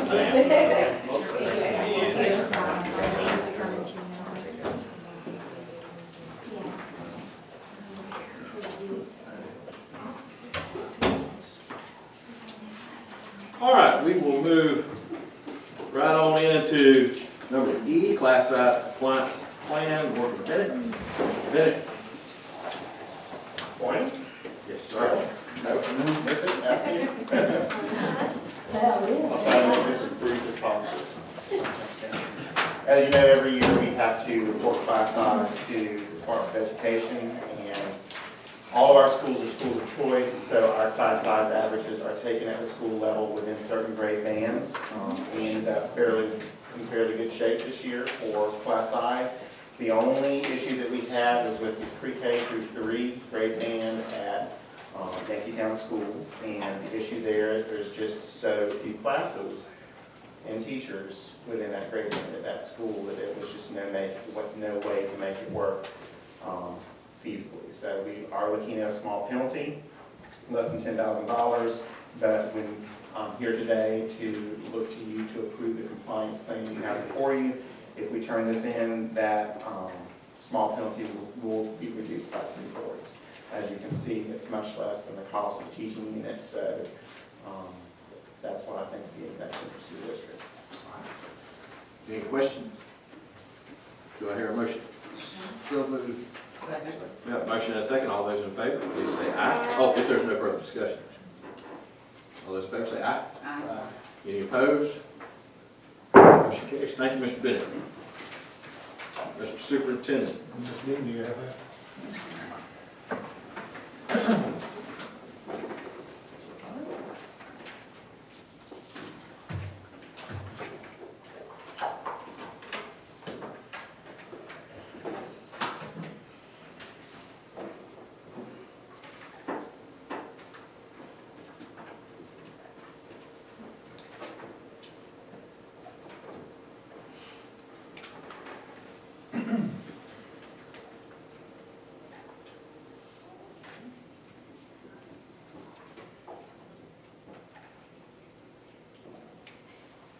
Here's your work from last night. Slowly coming up. It's highlighted too, that's it. Correctly too. So just a quick review, the 3 priorities that you placed last night on the original 13 for the CMHS project, which was to push for next year's legislation. And that students have classroom accommodations, or that have classroom accommodations should have the same accommodations on statewide tests. And Greg Robinson said that they would research this to determine whether or not it's a rule or legislation, and they will follow up with the right person or persons. And we would also include 504 students in that, since they don't have the right to have a test weight. And then number 7 was another priority, to safe schools to increase the base allocation. Have we heard back from them yet? Anything from Robinson and Grant? I know it's kind of quick. I did get a thank you for sending it to their email, or that was it. Well, them old boys last night, we couldn't right away. You never know. Maybe go get it. Thank you, Kingsley. We have set these as 3 priorities, but we're not in any way forgetting the other issues that we're faced with. Exactly. And just so the public knows, the intent is to go on the 7th, right? 7th? The Wednesday. It's the Wednesday. Which one is it? I think it's the 6th. 6th? Are we going Tuesday or Well, are we going that's, Wednesday? but Wednesday is the day that. Wednesday is the day we're meeting with the people. Right. That would be the 7th. Right. We're going up the 6th to meet with them on the 7th, but we had talked about parents, stakeholders, taxpayers, public, come go with us. So we want to get that word out as best we can. So this is. For those that weren't at the public meeting last night, well, I think to reiterate what Mr. Carter just said is as we get those group of people together to go, understand that those 3 issues are issues that we think could directly affect our county for long term. There are individual issues that are still up there we can discuss with legislators while we're there. Right. It's not like we're not carrying basically that whole list with us. Understand that discussion in there, some of this is rulemaking, not necessarily legislative. The process could be fixed through rulemaking process, not legislative. We scroll up and see the rest of the list that we also feel is very important. And as others potentially may be addressing some of those issues while we're there, I can hopefully see us kind of jumping on that wagon, even though we have cited those as our top 3 that we will be initiating. Absolutely. That does not need to go to there. That was just. It's just information on it. All right. Thank you, Ms. Dean. Are you approving that legislative agenda? Yes. We are. Sure. Yes. Can Yes, I ma'am. ask a question? How are we getting this information to anyone that did not make the public meeting? Great question. Ms. Well, Barr, could we put that? Yeah, that's- Post it. we can create essentially like a press release from us. Social media, those And kind then we can of. share that, Yes. God, I hate it, Facebook or whatever. Whatever we can share it to, any social media. Any, We have Or a district school website. websites. I have a district actually we get more hits on the district Facebook page as opposed to the website, so I'll post it there. Is that something we can put on school websites as well, so we make sure each individual little community Absolutely. can have those Yes. conversations? Typically, when I send it, I see schools grab it and share it. Okay. Yes, sir, Mr. Cow. I was just gonna say that I think, in Mr. Etheridge being our legislative liaison, so correct me if I'm wrong, our idea was to kind of fine tune and use a more of a rifle shot approach than a shotgun approach. So maybe we could develop just a one-page, white page that we have with us outlining, these are our key things that we're working on in Levy that our constituents have asked us about to be able to take with us. So, and we can maybe work with Craig Robinson to kind of tweak that, to have just a one-pager. So, just It would be nice to have a card, talking point card that has those three We do have that highlighted piece of paper hand to them. in discussion topics. But Yeah. between now and the 7th, I think Greg Robinson was getting back to us about right, that's why the best avenues to go, whether that was through the legislative process or that was through DOE rulemaking process or on some of those issues. I think that can also be something that we then help with distributing, so to show our constituents, our schools, our parents and whatnot. These are what we're working on to try and make our students. Do we need a vote on it? Do we need a vote to approve that as our legislative platform? Yes, well, I think you do. I think. I know we approve. Second. Got a motion and second. Any further discussion? That will be inclusive of all of the items. All those items with the three bullets. Any further discussion? Seeing none, all those in favor, please say aye. Aye. Any opposed? Motion carries. Ms. Dean, don't go nowhere. Okay. We'll move right on into you. That's wrong. We mentioned this at the last board meeting, that we were able to have a very successful negotiation session this year. And the employees had voted, and I passed out the agreement that we had, which was add a 14th step to the ESP salary schedule, and to all ESPs that were hired as of 12/14/17, they will move up a step. And this would be retroactive to July 1st, 2017. The instructional staff that currently make $35,000 will move up to $35,500 effective July 1st, 2017. All instructional staff that currently make over $35,000 will get a $500 bonus. And the current instructional salary schedule will be adjusted so that the placement lanes A through D will be $35,000 rather than, I'm sorry, $35,500, this is an old one, $35,500 rather than $35,000, in an effort to be more competitive in the recruitment of teachers. The results came in from the school board employees. They had 445 people voting.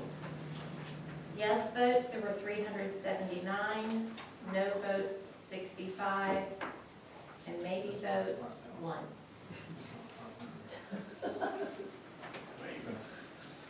I recorded what I got. Were you the maid?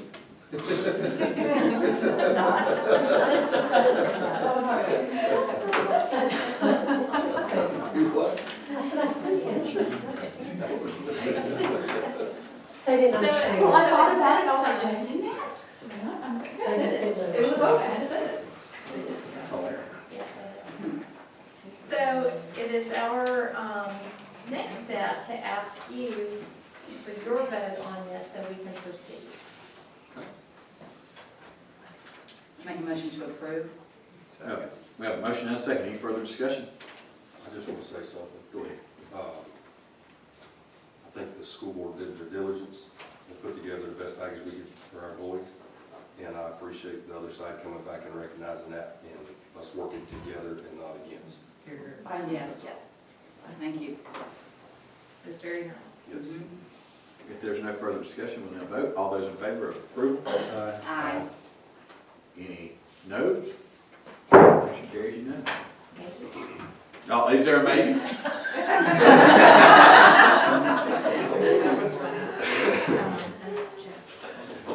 All right. Before I start, He's already got it. I need to echo what Mr. Etheridge said, what Ms. Dean said about the negotiating experience today is what it should be. And so I do thank you and your team.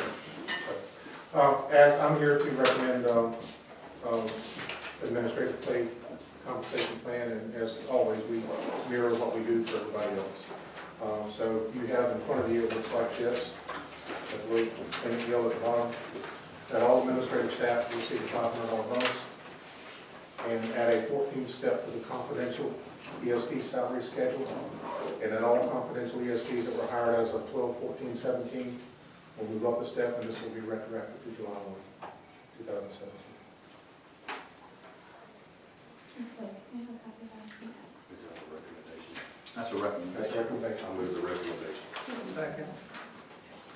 Got a motion and a second. Is there any further discussion on the recommendation? Seeing none, we'll proceed to vote. All those in favor, please say aye. Aye. Any opposed, say no. Motion carries. Thank you, Mr. Superintendent. Are there any changes to the minutes? Mr. Chairman. Thank you, ma'am. Has everybody had a chance to read over those? If so, I will entertain a motion to approve. Second. Motion and a second on approval of the minutes. Any further discussion? Seeing none, all those in favor, please say aye. Any opposed, say no. Motion carries. Now we move on to our consent agenda. I'll mix it up. We'll start down here with Mr. Etheridge. Thank you. First, I've looked through my very long consent agenda today. I think I can say this in this context, but we talked about absences, whether it's teacher and student absence, and hopefully we'll have more conversation about that attendance policy in the future. And that's said with mixed, because it really, I love the further education and watching some of these teachers get out of the classroom, some and do some education outside. So there's some of these field trips that I think have great educational value. That's not all missed days. So that's all, Mr. Chairman. Yes, sir. Mr. Turner. General items 1A, 1 and 2, do not agree with. I agree with you. Thank you. Anything else, Mr. Turner? No. All right. Mrs. Brookings? Mr. Turner, I agree with that, and I think that we did ask for a report that we did receive, and I mean, do you have any comments for that report? Just that was the facts of all of it? That was in black and white, and that's what we've been talking about for several meetings now. And so I broke it down into categories, and we're hoping to maybe break down that last category into smaller pieces to target exactly what some of the concerns are for teachers that are leaving. We had a conversation with I had a conversation with some superintendents at FAD last week. Their biggest issue with most of the school districts is not necessarily teachers leaving the district, and I'll come back to that. It's poaching from within schools within the district. And so I don't think we have that issue here, but the issue is, and Mr. Delaney can correct me on this, but they having conversations, what do you do about it? And the comment is, well, there's not a whole lot you can do about teachers leaving the school districts. And I brought up the fact about the contracts and everything else. So that's the input that I'm receiving from the other superintendents out there. But I'll leave that to Mr. Delaney. Sure, and I can address that now or later on in the comments period, whatever the board's preference is. Go for it. Well, what I would say is that if there was a simple solution to this problem, I think we would have already implemented it. We're dealing with the teacher shortage, and we're dealing with the fact that it is not seen as that lifelong commitment both ways from the district and so forth with the end of tenure. So that has brought a lot of these problems to a head. The biggest problem is demographics. We've got a bunch of teachers that are retiring, and they're not being filled on the other end. We have looked into contacting professional practices. I think they have directly told some of our administrative staff, PPS and Tallahassee, that they are not enforcing that. They're not pursuing certification. That is not their priority. And we should not anticipate any assistance really on that regard. I am trying to work with our folks on this end to come up with some solutions that we can actually live with. You know, if we say this is gonna be our policy going forward, we need to be able to stick with that and enforce it. And that can be really difficult if it's a critical area of need, or our STEM teachers or something like that. It's hard to say, you know, you were the person that left us in the lurch 3 years ago, and we're not really interested in processing your application if that's the only application we've got. So I'm going to continue that conversation with Ms. Dean and Ms. Hires, and we're going to try to see what it is that we can do to have a policy or something that we feel like we can enforce, but also live with it. And continuing to work on the front end to find out why people are leaving and what we can do to entice them to stay. Okay. Again, I need to make a comment. My project or my goal, and I know it's your goal as well, but it is definitely, it's my BOD LDP project this year. When you go shopping, when you want to buy groceries, where do you want to go? Let me ask you that question. You can pick any shopping center to go to. Where is it? Publix. Why? Shopping's a pleasure. It's the experience that you but that's exactly right. That's okay. When you go out to eat, like if you want to go out to a fast food restaurant, it's Chick-fil-A. Okay, and why is that? Or beef fillet. I thought the only restaurant was the gathering table. But it's the experience that they have created and the culture and the atmosphere. People want to come. And I think the solution to this problem is creating a school district that people want to beat on our door to get in. And that's our goal. I echo that, and I know that you and I have had conversations, you know, people may not leave for more money or things like that. They may leave because their direct supervisor, that it may be issues there. So the more that we can continue to work with our administration to help nurture those relationships, to keep good people here in Levy County, and I echo that. So I have, I'm not going to skip you, but I want to make this comment about,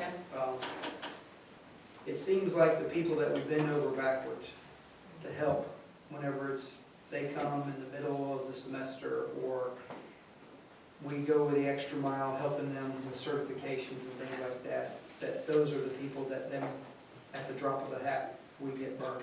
And it's frustrating, and I made mention last night to the superintendent, you know, I would have no problem if a teacher leaving at the end of December at the semester break. It's just leaving in the middle.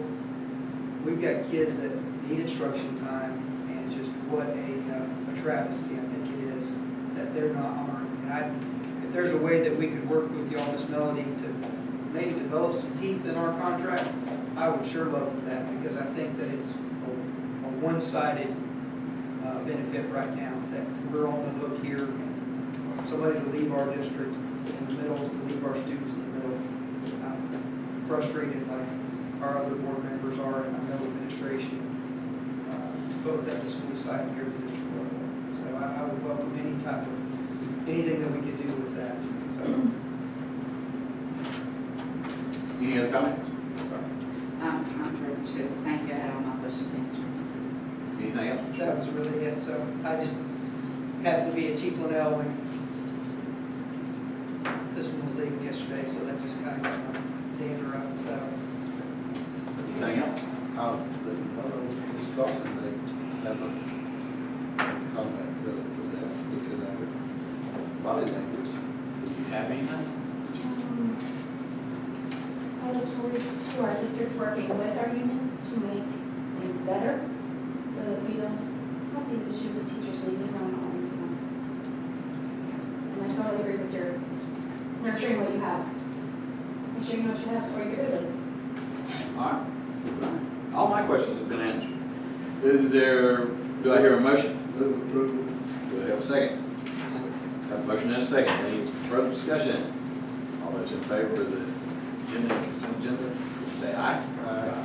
Any opposed, say no. Motion carries. Superintendent. Just 2 quick comments. I just want to, first off, this is literacy week, and I know many of you are going to be out meeting in different schools and stuff like that. I do want to thank Ms. Jones back there. She's Jones, I'm sorry. And all that she does. always want to. Do you have any comments? It is a very busy week, but I would like to say that we try to emphasize Literacy Week every week. This is just a special time to showcase just a few special activities. So anytime and every time, we need your support in the classrooms whenever you're available. Appreciate it. And one last thing, I reported back to you, if you recall back to the University of Florida dual enrollment, those kids, and I told you we had 4 for one, and that was last semester. Just wanted you to know they on average a 3.6 GPA for this classes. Pretty much. Thank you, Mr. Superintendent. We now go to board comments. Mr. Cowart? Did that on purpose. You want me to skip you, come back? I'll get started. Let's start. I don't really have a lot because it's 12:30 and we had a lot of discussion last night. I do look forward in a new, re-energized way of us going to Tallahassee. And I really hope that some of our parents will get involved in that process as we try to open the door. I was disappointed last night that we had one community person here. I was disappointed. But sometimes these things take time. So I hope as we go into next year and we do it earlier, the way we revise and we start the legislative process earlier, that maybe I as a board member will do a better job of communicating with the community so that they know when we set that special time aside away from a board meeting, a set time where everybody can be here and even that we can get some people from the community here to voice their opinions, open forum so that we can actually go do something about it. That was more than what I was going to say. Thank you, Mr. Chairman. Thank you, sir. Mr. Turner?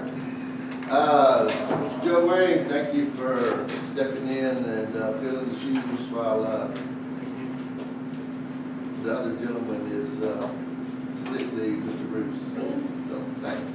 I think he's going to be back. Joe, when's he coming back? He's gonna get a return date this week. A return to come back this week or to a return date?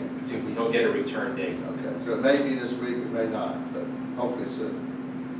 Thank you, Mr. Chair. Yes, sir. Mrs. Brooke?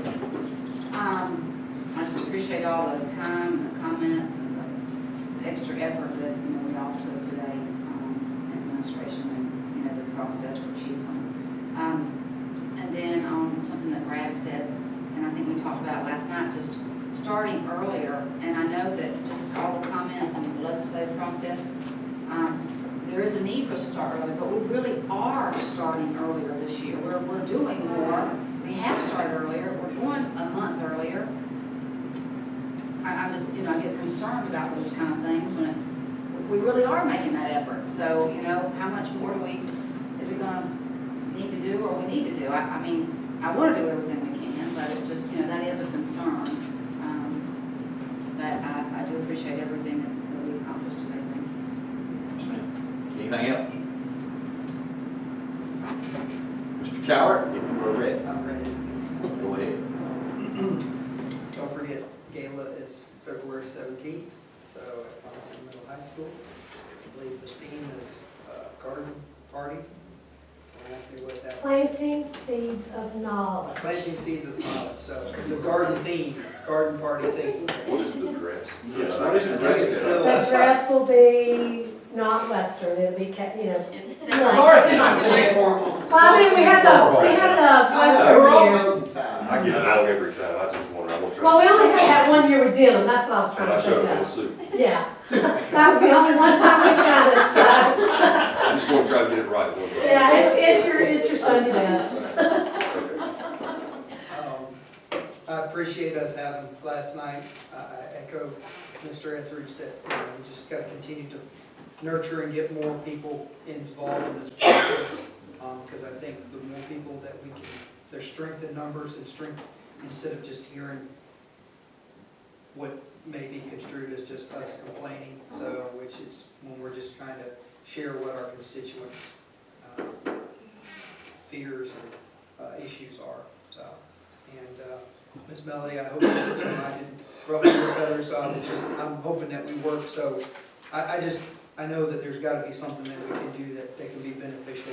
So for our students and staff, and it'd be a two-way street. So then And I'm thankful that you're here, and I'm thankful that you're doing good work, and I'm thankful for the process that went through with our negotiations. So I hope you understand. Number one, I don't have feathers. So, And number two, as I told our superintendent, that's on people. Make better. and I'm thankful that our lobbyists were here last night, and we've got somebody that I feel is really working for us, and that is going to be upfront and say, tell us not what we want to hear, but they open some doors, but also say the climate's not right for this, so we have the ability to really affect change. So, we're positive. I may add to that, if I may. Oh, that's right.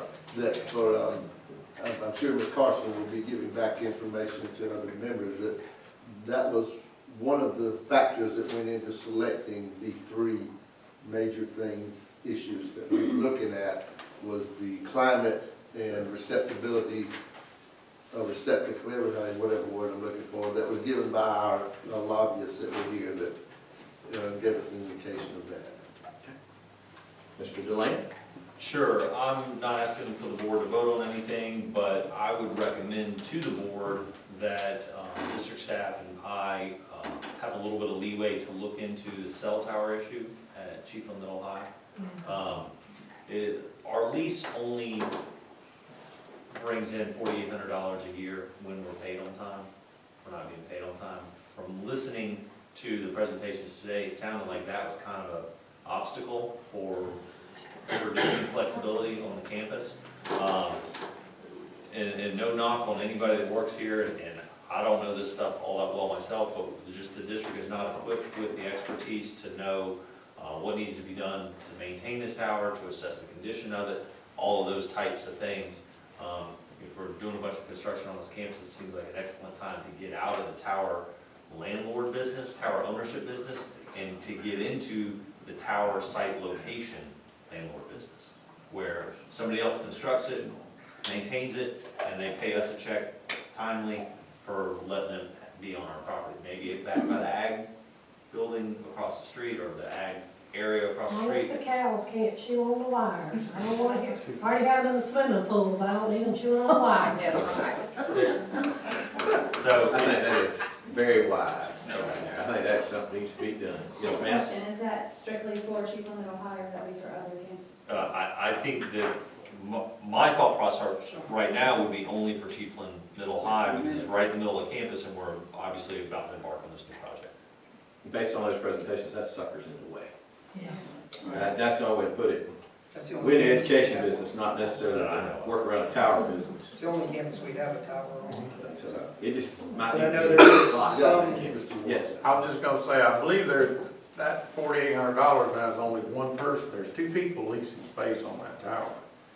So it does bring in more than that, that's just the one local one there in Chiefland. And Well, he's the maybe one we that's can get not some more paying us, information right? about the next meeting on that. I need an There is agreement. another cell phone company that leases space on We there. need a copy of that agreement. Yeah, that pays quite a bit more. And if it can be moved and still make money while we're constructing. Can we look into it and let us know what we can do? That's my sort of request to the board, that Put that on the with agenda for leeway. next time. What I think sort of with the consensus that I'm hearing, I'm gonna work with district staff, and we'll try to come up with some actual proposals for the board to evaluate, and we'll put that on the agenda. Outstanding. Thank you, sir. All my comments have been taken, except for a couple. Okay? I want to thank y'all for y'all's hard work today. We had a tough decision to make. You have two very evenly matched companies, and either way we went on that, we made the right decision. I commend y'all on taking that, and I also want to commend and thank those tough Sad Nats and those tough Eagles who aren't used to air conditioning coming on in, and the unpampered that were able to come so far and did a great presentation. Said that just for you, air conditioning folks. With no further business, meeting adjourned.